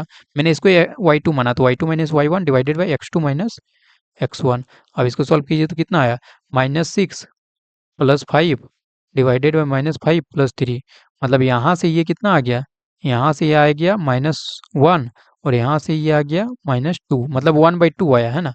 ए बी को जब कंसिडर किए, ए बी को जब कंसिडर किए तो इसको स्लोप m1 मान लेते हैं, m1 आ गया 1/2, दोनों का स्लोप सेम ही रहेगा, ठीक है। इसका स्लोप m1 मान लिए। और अब यदि हम मैं BC को कंसीडर करूँ तो BC को कंसीडर करके क्या लिख सकते हैं, डायरेक्ट उसी तरह लगाइए, m1 - m2। मैं डायरेक्ट लिख दे रहा हूँ, -4, और माइनस माइनस प्लस हो जाएगा, तो 6 - 4 वो 2 हो जाएगा ऊपर में, और नीचे क्या हो जाएगा, m - 5 है तो m + 5 हो जाएगा। और इसको इक्वेट कर देना पहले वाला स्लोप के साथ जो कि 1/2 आया था ना, तो ये 1/2। बस इसको सॉल्व कीजिए और आंसर पाइए। 2 2 4 हो गया, उधर हो गया m + 5, तो यहाँ से m इक्वल टू जो हो गया, यहाँ से m इक्वल टू जो हो गया वो कितना निकल गया, -1। तो -1 किस में, ऑप्शन सी में, तो ऑप्शन सी करेक्ट आंसर होगा। ठीक है। स्लोप वाला कॉन्सेप्ट बहुत इजीली आप लोगों को मैंने बताया हुआ था, स्लोप का कॉन्सेप्ट से बनाएंगे तो आपका बहुत आसानी से जो है क्वेश्चन सॉल्व हो जाएगा। बाकी ट्रायंगल के एरिया से ही बना सकते हैं, ठीक है, कोई दिक्कत नहीं है। चलिए अगले क्वेश्चन की ओर आगे बढ़ते हैं। ये जीपी का क्वेश्चन है। इसमें भी मैंने बताया था जीपी में कि इसका, जैसे आप एपी पढ़े होंगे तो ए एन निकालने का फॉर्मूला एपी में पढ़े हैं, A plus N minus one into D, और एस एन का फॉर्मूला पढ़े N by two into two A plus N minus one into D. ये दो फॉर्मूला पढ़े हैं आप एस एन और ए एन निकालने का, ठीक है, एपी में। लेकिन जीपी में यही फॉर्मूला क्या हो जाता है, यही जीपी में यदि पढ़ेंगे तो ए एन का फॉर्मूला हो जाएगा ए आर का पावर एन माइनस वन। यहाँ जो आर बोलते हैं इसको इसको बोला जाता है कॉमन रेशियो, ठीक है, ये कॉमन रेशियो होता है, कॉमन रेशियो, ठीक है। ए फर्स्ट टर्म होता है और एन तो नंबर ऑफ टर्म होता है, और यहाँ एस एन का फॉर्मूला जो होता है वो होता है ए इंटू आर का power N minus one divided by R minus one. ये एस एन का फॉर्मूला होता है। लेकिन आपको यहाँ ए एन से ही पूछा गया तो एस एन को मैं रिमूव कर देता हूँ। इस फॉर्मूला पर आधारित क्वेश्चन पूछा गया ए एन पर। यहाँ एक देखने वाली बात ये है कि यहाँ एन लिखा है और यहाँ एन माइनस वन लिखा है, ठीक है। तो देखिए अब क्या दिया हुआ है, सेवन टर्म। सेवन टर्म मतलब ए सेवन, ए सेवन को क्या लिख सकता है, seven term of GP is eight times. अच्छा, seven times of GP is the eight times, मतलब आठ टाइम्स है फोर टर्म, आठ गुना है, ठीक ना, चारवा पद का आठ गुना है तो ए फोर, यही तो कहा गया ना, A seven equal to eight times A four. अब देखिए यहाँ से ए सेवन को क्या लिख सकते हैं, देखिए ना, ए सेवन एन की जगह सेवन पुट कीजिएगा तो क्या लिखेंगे, ए आर सिक्स, है ना। तो मैंने ए सेवन को लिख दिया A R six, A R का पावर सिक्स, और एट टाइम्स ए आर का पावर थ्री, ठीक है। यहाँ फोर पुट कीजिए एन की जगह तो आपको ए आर का पावर थ्री आ जाएगा। तो यहाँ से देखिए एक ए कैंसिल हो गया, तो यहाँ से देखिए क्या हो जाएगा, आर का power six divided by R का power three equal to eight आ गया। अब बताइए इसको कैंसिल आउट कीजिएगा तो कितना आ जाएगा, ऊपर है आर का पावर सिक्स और नीचे है आर का पावर थ्री, तो ये हो गया आर का power three overall equal to eight. अब यहाँ देखिए आर का पावर आर इक्वल टू क्या हो जाएगा, एट का पावर वन बाई थ्री, जो कि आपका टू हो जाएगा, ठीक है। किसका क्यूब रूट होता है, आठ, हमारा आठ का क्यूब रूट क्या होगा, टू हो जाएगा, तो आर का वैल्यू टू आ गया। तो वही पूछा जा रहा है कॉमन रेशियो क्या होगा, जो कि ऑप्शन ए में है, टू करेक्ट आंसर होगा। चलिए आई होप आप लोग इस क्वेश्चन को अच्छे से समझ गए हों। ऐसा क्वेश्चन और भी आएगा भविष्य में तो आप बना लीजिएगा, ठीक है। इजी क्वेश्चन है, बस उसका एनएट टर्म आपको पता होना चाहिए। एसएन का भी बता दिया, सम ऑफ एनएट टर्म, तो वो एसएन से भी आएगा तो भी आपको बनाना चाहिए। अगला क्वेश्चन देखिए, यहाँ एक्चुअल में मिस्टेक किया गया है। एक्चुअल में यहाँ पर ओपी डॉट पी क्यू, मतलब ओपी इंटू पी क्यू नहीं होना चाहिए OP equal to P Q equal to 14 centimetre, otherwise question ही सॉल्व नहीं होगा। यहाँ इक्वल टू साइन होना चाहिए, यहाँ इक्वल टू साइन। और O P P Q M O Q ब्यास है, ठीक है, ये ब्यास दिया हुआ है, ओ पी ब्यास है, पी क्यू ब्यास है और ओ क्यू भी ब्यास है। अधुरित खींचे गए छायांकित क्षेत्र का परिमाप पूछा जा रहा है, क्षेत्रफल मत निकाल दीजिएगा, परिमाप पूछा जा रहा है। तो देखिए परिमाप मतलब क्या होता है, आप सर्कल का परिमाप पढ़े हैं, सर्कल का परिमाप मतलब क्या होता है, ये कितना लेंथ है, ये टोटल लेंथ की लंबाई, परिमाप मतलब क्या, टोटल लेंथ की लंबाई, उसी को तो परिमाप बोलते हैं। जैसे आयत का परिमाप, आयत का परिमाप क्या पढ़े हैं, ये टोटल लेंथ की, लेंथ कितना है, टोटल लंबाई कितना, उसी को परिमाप बोला जाता है। तो इसमें परिमाप मतलब क्या, छायांकित भाग का परिमाप मतलब क्या, ये टोटल लेंथ, ओ से आपको जाना है, ओ से जाना है पी तक पहले जाना है। ये देखिए मैं जो ये कलर से कर रहा हूँ, इसका लेंथ निकालना है, फिर क्यू से पी जाना है, फिर पी से ओ जाना है। इसका लेंथ जो मैंने इस कलर से लगाया ना, उसका लेंथ निकालना है। तो बताइए अर्धवृत्त है, सारा अर्धवृत्त है, तो अर्धवृत्त का परिमाप, पहले वृत्त का परिमाप क्या होता है, टू पाई आर होता है। अर्धवृत्त का परिमाप क्या होगा, two pi R by two, मतलब पाई आर होता है। तो अर्धवृत्त का परिमाप जो होता है वो पाई आर होता है, ठीक है, पाई आर होता है। अब देखिए अर्धवृत्त का परिमाप पाई आर होता है और डी इक्वल टू पर है टू आर, मतलब जो डायमीटर वो टू टाइम्स रेडियस होता है। तो यहाँ आर को लिख सकता हूँ ना, आर को लिख सकता हूँ डी बाई टू, तो मैं यहाँ लिख सकता हूँ पाई डी बाई टू। तो ये भी हमारा अर्धवृत्त का परिमाप हो जाएगा, क्योंकि आर को बस चेंज किया डी बाई टू से। तो मान लीजिए ओपी जो है, ओपी तो दिया हुआ, ओपी और पी क्यू 14 सेंटीमीटर दिया हुआ है, इसका डायमीटर, ये डायमीटर ये तो है, ओपी और पी क्यू क्या है, डायमीटर है, देखिए ना यहाँ लिखा हुआ व्यास है। और ओ क्यू कितना हो जाएगा बताइए, ओ क्यू कितना हो जाएगा, ओ क्यू ये 28 सेंटीमीटर हो जाएगा, क्योंकि ओपी प्लस ओ क्यू है, ओपी प्लस पी क्यू जो ओ क्यू होगा। अब देखिए, अब हमें निकालना क्या है, इसका अर्धवृत्त, ये जो ओपी वाला अर्धवृत्त है, मैं यहाँ लिख देता हूँ, ओपी वाला अर्धवृत्त है, इसका परिमाप क्या हो जाएगा, ओपी वाला अर्धवृत्त इसका परिमाप क्या हो जाएगा, पाई डी बाई टू। मैंने बताया कि ओवरऑल अर्ध, मतलब कि अर्धवृत्त का परिमाप होता है, तो पाई और डी की जगह यहाँ क्या है, इसका ब्यास कितना है, मैंने ब्यास के टर्म में इसलिए लिखा ना, क्योंकि यहाँ ब्यास दिया हुआ है इसलिए। तो ओपी का ब्यास कितना है, वो 14 है, तो पाई इंटू 14 डिवाइडेड बाई कितना करना है, टू। तो यहाँ से इसका परिमाप मतलब अर्धवृत्त का परिमाप निकल गया ओपी वाला का, क्योंकि हमें चाहिए क्या, ओपी वाला का चाहिए, फिर ओ क्यू वाला का चाहिए, है ना, यही वाला लेंथ चाहिए ना। फिर पी क्यू वाला का चाहिए, इसलिए मैं ओपी वाला का निकाल लिया, कितना आया, ये कैंसिल आउट कीजिए, तो ये 7 पाई आया, ठीक है। उसी तरह अब पी क्यू वाला का निकालिए, पी क्यू वाला का तो पाई, इसके लिए डायमीटर कितना है, इसके लिए भी आपका 14 है, तो ये भी कितना आया, 7 पाई। अब किसका निकालना है, ये वाला बचा हुआ इसका, पी क्यू वाला का, ओ सॉरी ओ क्यू वाला का, ओ क्यू वाला कितना हो जाएगा, पाई, और डी डायमीटर इसके लिए 28 डिवाइडेड बाई 2, ये 14 पाई हो गया। अब ओवरऑल के लिए टोटल को ऐड कर दीजिए, तो सबको जोड़ दीजिए तो पूरा ओवरऑल का मिल जाएगा, 7 7 14 और 14 28 पाई आंसर आ जाएगा, ठीक है। अब पाई को 22/7 पुट कीजिए, 7 चौक 28 हो गया, 4 दूनी 8, 4 दूनी 8, 88 सेंटीमीटर। तो 88 सेंटीमीटर जो इसका करेक्ट आंसर हो जाएगा ऑप्शन ए, 103 का। चलिए अगले क्वेश्चन की ओर। ये देखिए, ये भी आपका क्लास 11 से पूछा गया, लेकिन ये 2019 का सेम टू सेम क्वेश्चन है। मैंने बताया है कि 2019 क्लास 11 से पूछा जाएगा तो 2019 वाला रहेगा। तो बेटर शब्द के सभी अक्षरों का समुच्चय, मतलब इसको जो है roster form of the set, इसको रोस्टर फॉर्म में लिखना है। तो मेरे क्या बताया, रोस्टर फॉर्म में लिखने के लिए क्या करना है, इसमें जो भी लेटर है ना, पहले तो ब्रैकेट के अंदर डालना है इसे, ठीक है, ये सब करली ब्रैकेट डालना है, और इसमें जो भी लेटर है उसको यहाँ लिखना है, बी, बी है, ठीक है, लेकिन एक बार ही लिखना है। जैसे टी यहाँ 2 बार है तो एक ही बार लिखना है, ई 2 बार है तो सिर्फ ई को एक बार लिखना है, टी यहाँ 2 बार तो एक ही बार लिखना है, आर है फिर तो आर लिख दे बस, B E T R, B E T R किसमें, ऑप्शन ए में, तो ऑप्शन ए करेक्ट आंसर होगा। ये मैंने बताया हुआ अच्छे से आपको। अगला क्वेश्चन 105, दर्शाई गई आकृति में ए डी 5 है, तो ये ए डी आपका 5 है, डी एच आपका दिया हुआ 2, ठीक है, और जी एच जी किधर है, जी जी एच ये दिया हुआ 4, ठीक है। तो एवं ई सी के बीच सबसे कम दूरी क्या होगी, शॉर्टेस्ट डिस्टेंस पूछा जा रहा है ई और सी के बीच में, मतलब ये वाला डिस्टेंस पूछा जा रहा है, ये वाला डिस्टेंस पूछा जा रहा है, ठीक है, ई और सी के बीच में डिस्टेंस क्या होगी। तो देखिए इसको दो तरीका से मैं बता रहा हूँ। शॉर्टकट तरीका एक ये हो सकता है कि एक्चुअल में ये एक स्पेस डायगोनल है, और स्पेस डायगोनल का डायरेक्ट फॉर्मूला होता है root under L square plus W square plus height का स्क्वायर, मतलब लेंथ का स्क्वायर, विड्थ का स्क्वायर और हाइट का स्क्वायर। इसमें पुट कीजिएगा, लेंथ कितना है 5 है तो 5 का स्क्वायर 25 हो जाएगा, प्लस विड्थ कितना है आपका, ये 4 है तो 4 का स्क्वायर 16 हो जाएगा, और हाइट है 2 है तो 2 का स्क्वायर 4 हो जाएगा। इसको सॉल्व कीजिएगा तो कितना आ जाएगा, 16 4 20 हो गया, 20 और 20 40 45 हो गया, मतलब कि 3√9 हो जाएगा, जो कि आपका, अच्छा √45 में ही आंसर दिया हो तो जो कि आपका ऑप्शन डी करेक्ट आंसर हो जाएगा, ठीक है। एक्चुअल में 3√9 नहीं आएगा, 3√9 का आंसर आएगा ये 3 3 9, 3√5 आ जाएगा, ठीक है। तो बाकी दूसरा तरीका क्या है कि आप ई जी को मिलाइए, ई और जी को मिलाइए, ठीक है, ई जी को मिलाइए, तो ये क्या होगा, ये यहाँ पर 90 डिग्री बनेगा 3D में, लेकिन इसको आपको देखना होगा 3D में तभी समझ में आएगा। ये जो है ना यहाँ से 90 डिग्री बनेगा 3D में, ठीक है। तो देखिए ये ईजी के कितना हो जाएगा, ईजी यदि आप सॉल्व कीजिएगा तो कितना आ जाएगा, अंडर रूट, क्योंकि यहाँ पर भी 90 डिग्री ये है, ठीक है। तो ये हमारा कितना दिया हुआ है, ये हमारा दिया हुआ क्या, ये 5 दिया हुआ है ना, ये 5 है तो ये भी 5 हो जाएगा, और ये 4 दिया हुआ तो 5 का स्क्वायर 25 प्लस 4 का स्क्वायर 16, तो ये 36 हो गया, मतलब 6 हो गया, ईजी का वैल्यू 6 हो गया।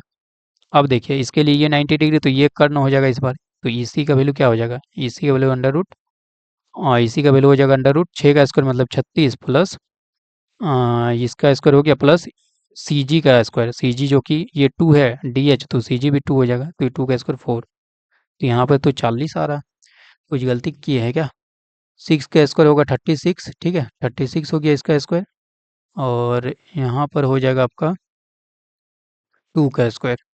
ये ट्रायंगल को मैं कंसीडर कर रहा हूँ, ये ट्रायंगल को हमें निकालना क्या है, ईसी निकालना है, तो ईसी निकालने के लिए हमारा फॉर्मूला क्या हो जाएगा, इसके ये 6 निकला तो 6 ही निकला ना, 16 और 25, अच्छा ये 6 नहीं निकला, यहीं पे गलती कर दी है ना, 6 कहाँ से निकला, 36 नहीं हो रहा ना, ये 31 इधर हो गया, 31 और 10 41, रूट अंडर 41 आ रहा ना, ये तो मैंने गलती पुट कर दिया था, अब सही आएगा। अब रूट अंडर 41 इसका स्क्वायर कितना है यहाँ, तो ये 41 हो जाएगा, 41 प्लस 4 रूट अंडर 45 आ गया ना, तो ऑप्शन डी बिल्कुल सही जवाब होगा। तो दोनों तरीका मैंने बता दिया, लेकिन इसमें आपको 3D में देखना पड़ता, 3D बहुत किसी को समझ में नहीं आता जल्दी, तो ये शॉर्टकट भी बता दिया। चलिए अगला क्वेश्चन, क्वेश्चन नंबर 106, वृत्त x square plus y square minus 8x minus 8y minus 5 equal to 0 की त्रिज्या क्या होगी। देखिए इसको भी मैंने बताया था क्लास 11th वाले में, जब मतलब क्लास 9 ये 2019 वाला जो करवाया था उसमें, सर्कल का जो आपका इक्वेशन होता है, जनरल इक्वेशन वो होता है x square plus y square plus 2gx plus 2fy plus C equal to zero. यहाँ पर जो minus G comma minus F होता है वो सर्कल का सेंटर होता है, ठीक है, सेंटर। और इसका रेडियस क्या होता है? इसका रेडियस जो होता है त्रिज्या, वो अंडर रूट होता है इसका स्क्वायर, जी का स्क्वायर प्लस एफ का स्क्वायर माइनस ये कॉन्स्टेंट टर्म सी, ये रेडियस होता है। तो हम लोग जब भी रेडियस निकालना होता है तो पहले सेंटर निकालते हैं, ठीक है, और उसी का स्क्वायर कर देते हैं। माइनस जी का स्क्वायर कीजिए तो भी जी स्क्वायर ही बचेगा ना, माइनस एफ का स्क्वायर कीजिए या एफ का स्क्वायर सेम ही होगा। और ये कॉन्स्टेंट टर्म को घटा देते तो रेडियस निकल जाता है। और सेंटर कैसे निकालते हैं? ये जो एक्स का कोफिशियंट है ना, एक्स का कोफिशियंट उनको -2 से डिवाइड करते हैं, और जो वाई का कोफिशियंट है उसको -2 से डिवाइड करते हैं। तो एक्स का कोफिशियंट को -2 से डिवाइड करते हैं तो एक्स कोऑर्डिनेट आता है, वाई का कोफिशियंट को -2 से डिवाइड करते हैं तो वाई कोफिशियंट आता है। तो बस इसको, इसका सेंटर निकालिए पहले। तो एक्स का कोफिशियंट यहाँ कितना है? एक्स का कोफिशियंट -8 है, तो -8 को -2 से डिवाइड कीजिए तो सेंटर का जो कोऑर्डिनेट हो जाएगा सेंटर का, वो एक्स कोऑर्डिनेट क्या हो जाएगा, इसको डिवाइड कीजिएगा तो 4 आ गया ना, ये 4 हो गया। वाई कोऑर्डिनेट क्या है यहाँ पर? वाई कोऑर्डिनेट, वाई का कोफिशियंट कितना? -4 है, इसको -2 से डिवाइड कीजिए तो 2 हो जाएगा। तो सेंटर निकल गया। अब रेडियस निकालने का फॉर्मूला मैंने क्या बताया?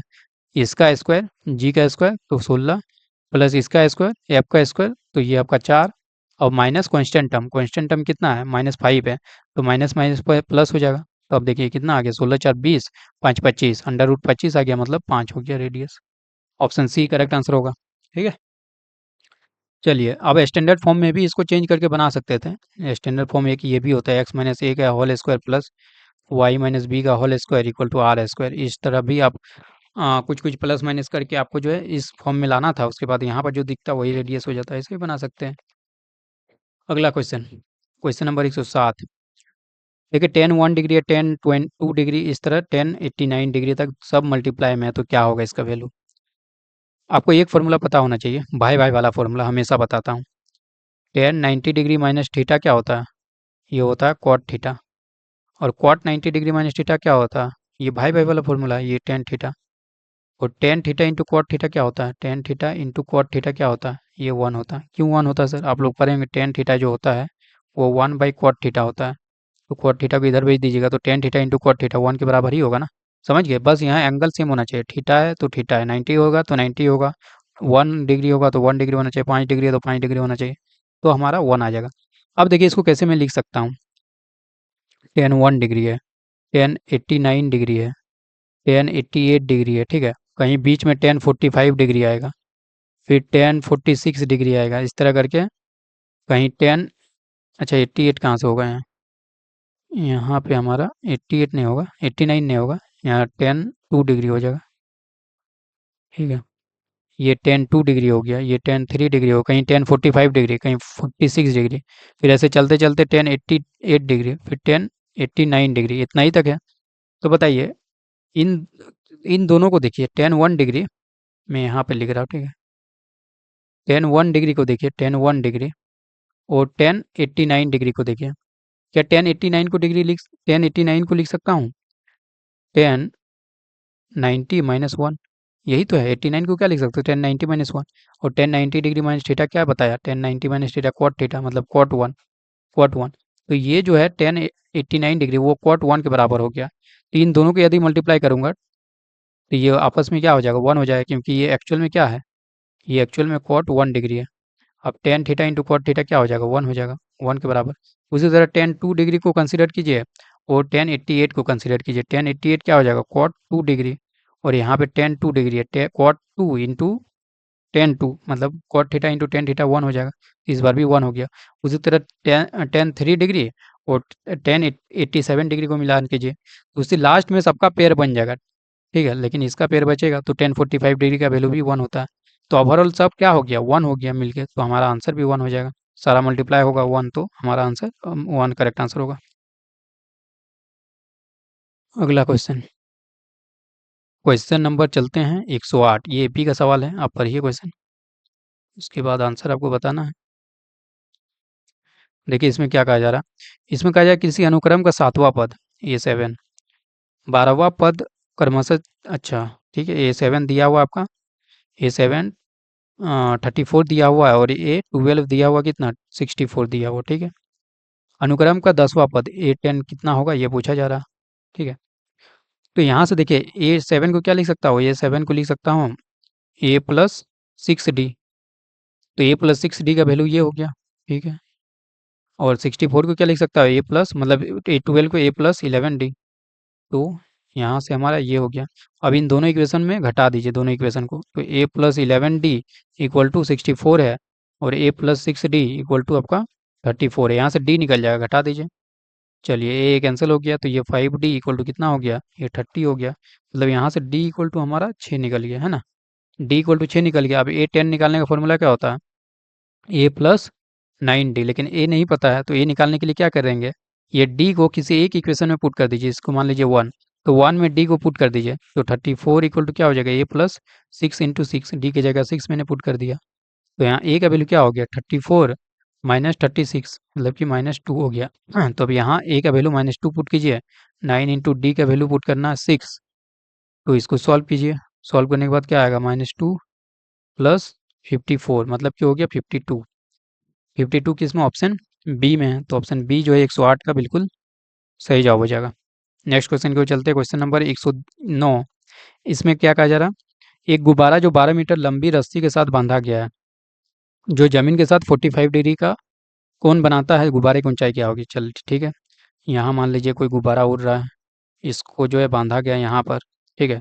12 मीटर लंबी रस्सी है, और उसका जो उन्नयन कोण है ये 90 डिग्री होगा, उन्नयन कोण जो है 45 डिग्री है। और क्या पूछा जा रहा है, गुब्बारे की ऊंचाई, मतलब मान लीजिए ऊंचाई को एच मान लेते हैं, ए बी सी नाम दे देते हैं, ए बी सी। तो हमारा ऊंचाई क्या होगा, जमीन से ऊंचाई यही एच है, ए सी जो है, ठीक है। तो ये एच का वैल्यू पूछा जा रहा, और 12 मीटर लंबी रस्सी है। तो अब देखिए इसमें क्या लगाएंगे, आपका हाइपोटेनियस दिया हुआ है, एंगल पता है, और परपेंडिकुलर समझिए पूछा जा रहा, तो साइन लगाएंगे ना, साइन को याद कीजिए। साइन 45 डिग्री को क्या लिख सकते हैं, परपेंडिकुलर जो कि एच हो जाएगा डिवाइडेड बाय हाइपोटेनियस जो कि 12 हो जाएगा। यहाँ से एच कितना आ जाएगा, ऊंचाई, तो 12 साइन 45 डिग्री। तो यहाँ से 12 साइन 45 डिग्री को क्या लिख सकते हैं, 12 इंटू साइन 45 डिग्री होता है 1/√2, मतलब 12/√2, ठीक है। तो √2 से मल्टीप्लाई कर दीजिए ऊपर नीचे, यहाँ ऊपर नीचे √2 से मल्टीप्लाई कर दीजिए, तो 12√2 डिवाइडेड बाई √2 इंटू √2 2 हो जाएगा, ये इसको काट दीजिए, तो 6√2 आ गया। 6√2 किसमें, ऑप्शन बी में है, तो ऑप्शन बी जो है करेक्ट आंसर होगा। चलिए अगले क्वेश्चन की ओर चलते हैं हम लोग। आई होप इसको अच्छे से समझ गए होंगे। अगला क्वेश्चन देखिए, 110। 110 कहा जा रहा है, श्रेणी 1² प्लस, ये भी सेम टू सेम मैंने करवाया हुआ है। एन पदों का योगफल क्या होगा, n into n plus 1 into 2n+1/6, ये तो आपको याद होना चाहिए। मैंने 3 चीज़ बताया हुआ था, आप यदि देखें तो दोबारा मुझे बताने की जरूरत नहीं पड़ना चाहिए। 1+2+3 इसका क्या होगा, n into n minus (1/2), n into n plus 1/2, ये पढ़े होंगे ना। अब फिर जब स्क्वायर होगा तो N into n plus 1 2n+1/6, और जब क्यूब होगा तो भी बताया हुआ है, तो सारा कुछ आपको याद रखना है सारा, ठीक है। चलिए अगला क्वेश्चन 111। इसमें कहा जा रहा है, बल्लेबाजों द्वारा 6 पारियों में जो है एक बल्लेबाज का दिया हुआ रन, तो उसका औसत पूछा जा रहा है। माध्य बोलिए, औसत बोलिए, एवरेज बोलिए, सबका मतलब सेम ही होता है। तो औसत निकालने का फॉर्मूला क्या होता है, सबको ऐड कीजिए, और डिवाइडेड बाई जितना नंबर ऑफ टर्म है उससे डिवाइड कर दीजिए। तो ये 36 हो गया, plus 35 plus 50 plus 46 plus 60 plus 55, इस और टोटल कितना, 1 2 3 4 5 6, 6 से डिवाइड कीजिए।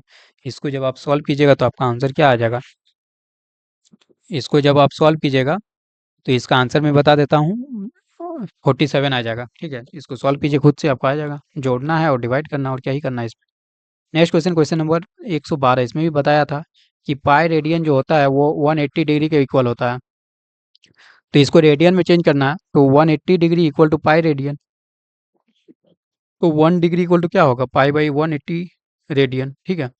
तो 75 डिग्री मतलब क्या होगा, pi by 180 into 75। Cancel out कीजिए इसको, 5 से काटेंगे तो कितना बचेगा, 5 तिया 15 और 3 5 36, और इसको 15 पचे 75 ना, तो 15 बार में कुछ गलती कर दी है क्या, 5 से काटे, 5 तिया 15 और 3 5 36, इधर हो गया 5 कम 5 15 पचे 75, ठीक है, वो ठीक है। 3 से काट दीजिए, 3 पचे 15 हो जाएगा, और 13 तिया 36 हो जाएगा, मतलब 5 पाई बाई 13 आ रहा। 13, अच्छा 12 होगा ना।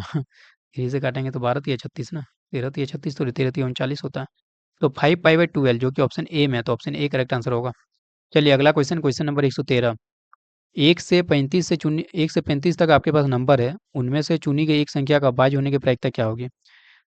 देखिए ये आपको 1 से 35 तक लिखना है, उसमें आपको अनुकूल परिणाम क्या होगा, अनुकूल जो परिणाम है वो क्या क्या आएगा, जो कि आपका अभाज्य संख्या होगा वही, जैसे अभाज्य संख्या क्या हो गया, 2 आ गया, 2 होता है, 3 होता है 1 से 35 तक, फिर 5 होगा, 7 होगा, 8 नहीं होगा, 9 नहीं होगा, 10 नहीं, 11 होगा, 13 होगा, 15 नहीं होगा, 17 हो जाएगा, 19 हो जाएगा, 21 नहीं होगा, 23 हो जाएगा, 25 नहीं, 27 नहीं, 29 हो जाएगा, 31 हो जाएगा, 33 नहीं होगा। ठीक है, इतना हो गया। मतलब 1 2 3 4 5 6 7 8 9 10 11। तो प्रोबेबिलिटी क्या हो जाएगा, 11 अनुकूल परिणामों की संख्या डिवाइडेड कुल परिणाम तो 35 है, तो 11/35, जो कि ऑप्शन डी में है। तो ऑप्शन डी जो 113 का बिल्कुल सही जवाब होगा। अगला क्वेश्चन देखिए, 114। इसमें कहा जा रहा है 1 + 10 स्क्वायर। तो इसमें आप 3 फॉर्मूला पढ़े होंगे, 1 + 10 स्क्वायर का वैल्यू क्या होता है, 1 प्लस क्वाट स्क्वायर का वैल्यू क्या होता है, and sine square plus cos square का वैल्यू क्या होता है। ये 3 फॉर्मूला पढ़ेंगे। तो 1 + क्वाट 10 स्क्वायर क्या होगा, सेक स्क्वायर ए, और 1 + क्वाट स्क्वायर ए क्या होगा, सेक स्क्वायर ए।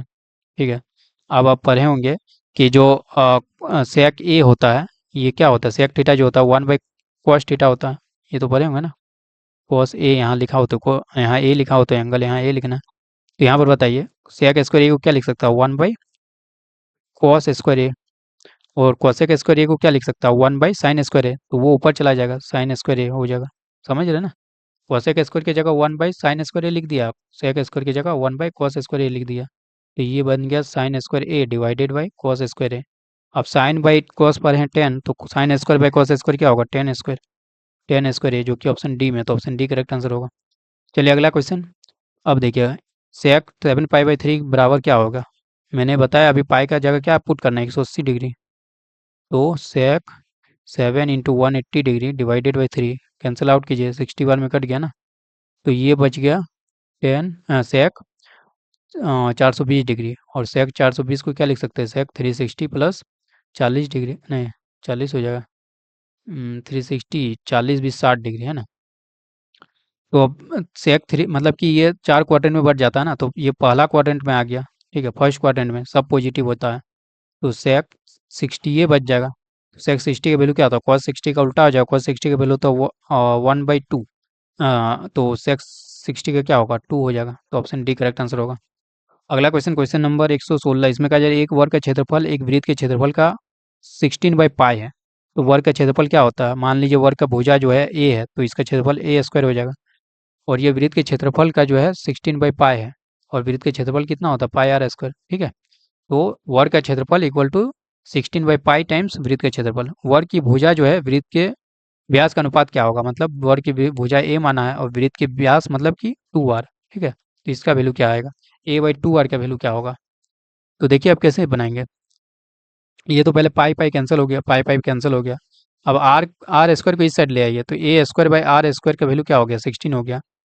तो यहाँ से a/r का होल स्क्वायर भी लिख सकते हैं, इक्वल टू 16। अंडर रूट ले लीजिए, तो a/r कितना हो जाएगा, √16, जो कि 4 हो गया। मतलब कि यहाँ से हमारा निकल गया a/r का वैल्यू 4 आ गया। ठीक है, 4 को क्या लिख सकते हैं, 2 × 2, एक 2 को यहाँ मिला दीजिए, तो क्या हो जाएगा, a/2r इक्वल टू 2।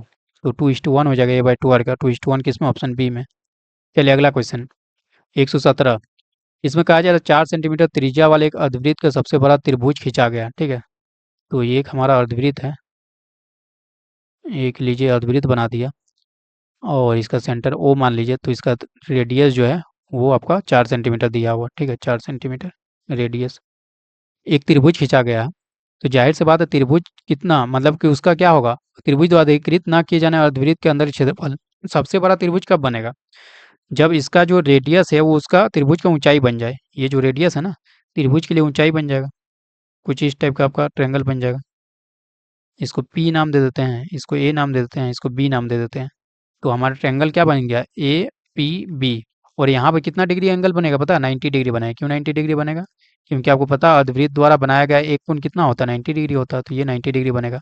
और ये सबसे बड़ा त्रिभुज कब होगा, जब इसका हाइट जो है ऊंचाई के बराबर, ये रेडियस के बराबर हो जाए, मतलब ये 4 सेंटीमीटर के बराबर हो जाए।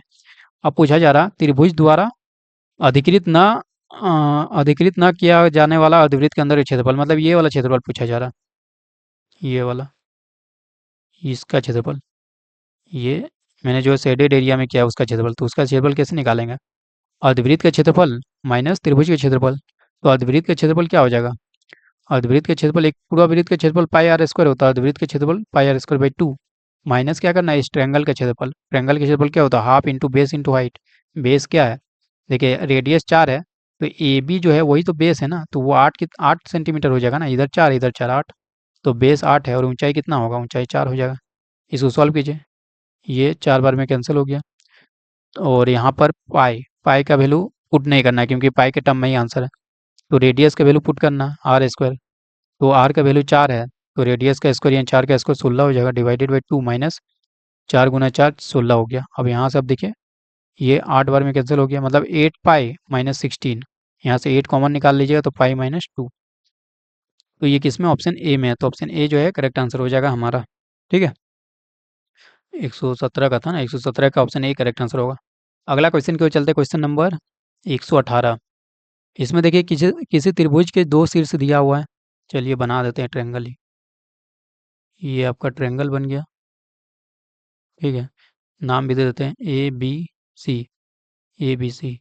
ठीक है, दो शीर्ष दिया हुआ, मान लीजिए ये दिया हुआ 3.5 दिया एक का, और एक का दिया हुआ बी मान लीजिए -4, -5 दिया हुआ है, और केंद्रक दिया हुआ इसका, केंद्रक केंद्रक को ओ मान लेते हैं, इसका निर्देशांक दिया 4, 3, और सी का पूछा जा रहा है। तीसरा शीर्ष ज्ञात कीजिए, इसको मान लेते हैं x, y, तो x, y निकालना है। अब देखिए जब भी आपको इस टाइप का केंद्रक बोला जाएगा, सेंट्रॉइड का फॉर्मूला क्या होता है, x1 + x2 + x3 divided by 3, average होता है। तो ये जो ये x1 x2 x3 ऐसा होता है, ठीक है। तो 4 को क्या लिख सकता हूँ, 4 को लिख सकता हूँ x1 मतलब 3 + x2 -4 + x3 मतलब यहाँ x, ये डिवाइडेड बाई 3, इसका एवरेज जो होता है वही केंद्रक का निर्देशांक होता है। 3 को इस साइड भेज दीजिए तो 12 = 3 - 4 -1 हो जाएगा। आप यहाँ से प्लस माइनस माइनस हो जाएगा ना, तो 3 - 4 क्या हो, -1 + x। यहाँ से x का वैल्यू क्या निकल गया, उधर भेज दीजिए 1 को, -1 को उधर भेज दीजिए तो वो क्या हो जाएगा 13। तो x कोऑर्डिनेट निकल गया 13, ठीक है। अब y कोऑर्डिनेट निकालने के लिए फिर वही लगाइए, अब y कोऑर्डिनेट को ऐड कीजिए, तो यहाँ y कोऑर्डिनेट कितना दिया हुआ, 3 दिया हुआ, तो 3 = इसका y कोऑर्डिनेट 5 प्लस इसका y कोऑर्डिनेट -5 प्लस इसका y coordinate y divided by 3।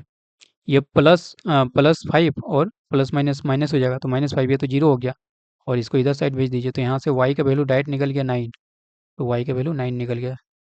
तो ये किस ऑप्शन में है, 13 और 9, 13,9 आपका ऑप्शन ए में है, तो 118 का ऑप्शन ए करेक्ट आंसर होगा। अगला क्वेश्चन, क्वेश्चन नंबर 119। एक बिंदु x अक्ष से 3 इकाई तथा y अक्ष से, आप जानते होंगे, पहले तो मैं बना देता हूँ, ठीक है। ये आप कार्टेशियन प्लेन पर होंगे, इधर होता है एक्स एक्सिस और इधर वाई एक्सिस, ठीक है। तो एक्स अक्ष से 3 इकाई, अब देखिए दूरी दिया हुआ ना, डिस्टेंस दिया हुआ है, तो एक्स से हम इधर भी जा सकते हैं 3 इकाई और या फिर इधर भी जा सकते हैं। -3 की ओर जाएंगे तो भी हमारा कितना डिस्टेंस होगा, डिस्टेंस तो हमारा 3 ही यूनिट हुआ, और +3 की ओर जाएंगे तो भी हमारा डिस्टेंस कितना हो, 3 ही हुआ। तो हम दोनों साइड जा सकते हैं, मतलब कि एक्स एक्सिस से हम लोग एक्स अक्ष से 3 इकाई जा रहे हैं, तो उसका कोऑर्डिनेट क्या हो जाएगा, एक्स का हमारा +-3 लिख सकते हैं, +-3, ठीक है। और वाई की जगह क्या लिख सकते हैं, वाई का 6, वाई अक्ष से 6 इकाई दूरी पर है, मतलब ऊपर भी जा सकते हैं, नीचे भी, इसमें भी +-6 हो सकता है। मतलब एक्स कोमा वाई जो होने वाला है वो आपका क्या होगा, +-3 +-6, मतलब कि आपका 4 पेयर बन जाएगा ना, 4 पेयर बन जाएगा। 4 पेयर क्या बनेगा, अभी बताता हूँ 4 पेयर क्या क्या बनेगा। एक तो प्लस वाला दोनों ले लीजिए, 3,6 होगा। एक बार दोनों माइनस वाला लीजिए, -3, -6 हो जाएगा। एक बार आप -3 और +6 ले लीजिए, -3, ये -3 और +6। एक बार ले लीजिए -6 और -3, ये 4 पेयर आपको बन रहा है, 4 जो मतलब कि ग्रुप बन रहा है, ठीक है। तो आप ऑप्शन चेकआउट कर लीजिए, 3,6 होगा, बिल्कुल होगा, तो ये तो आंसर होगा।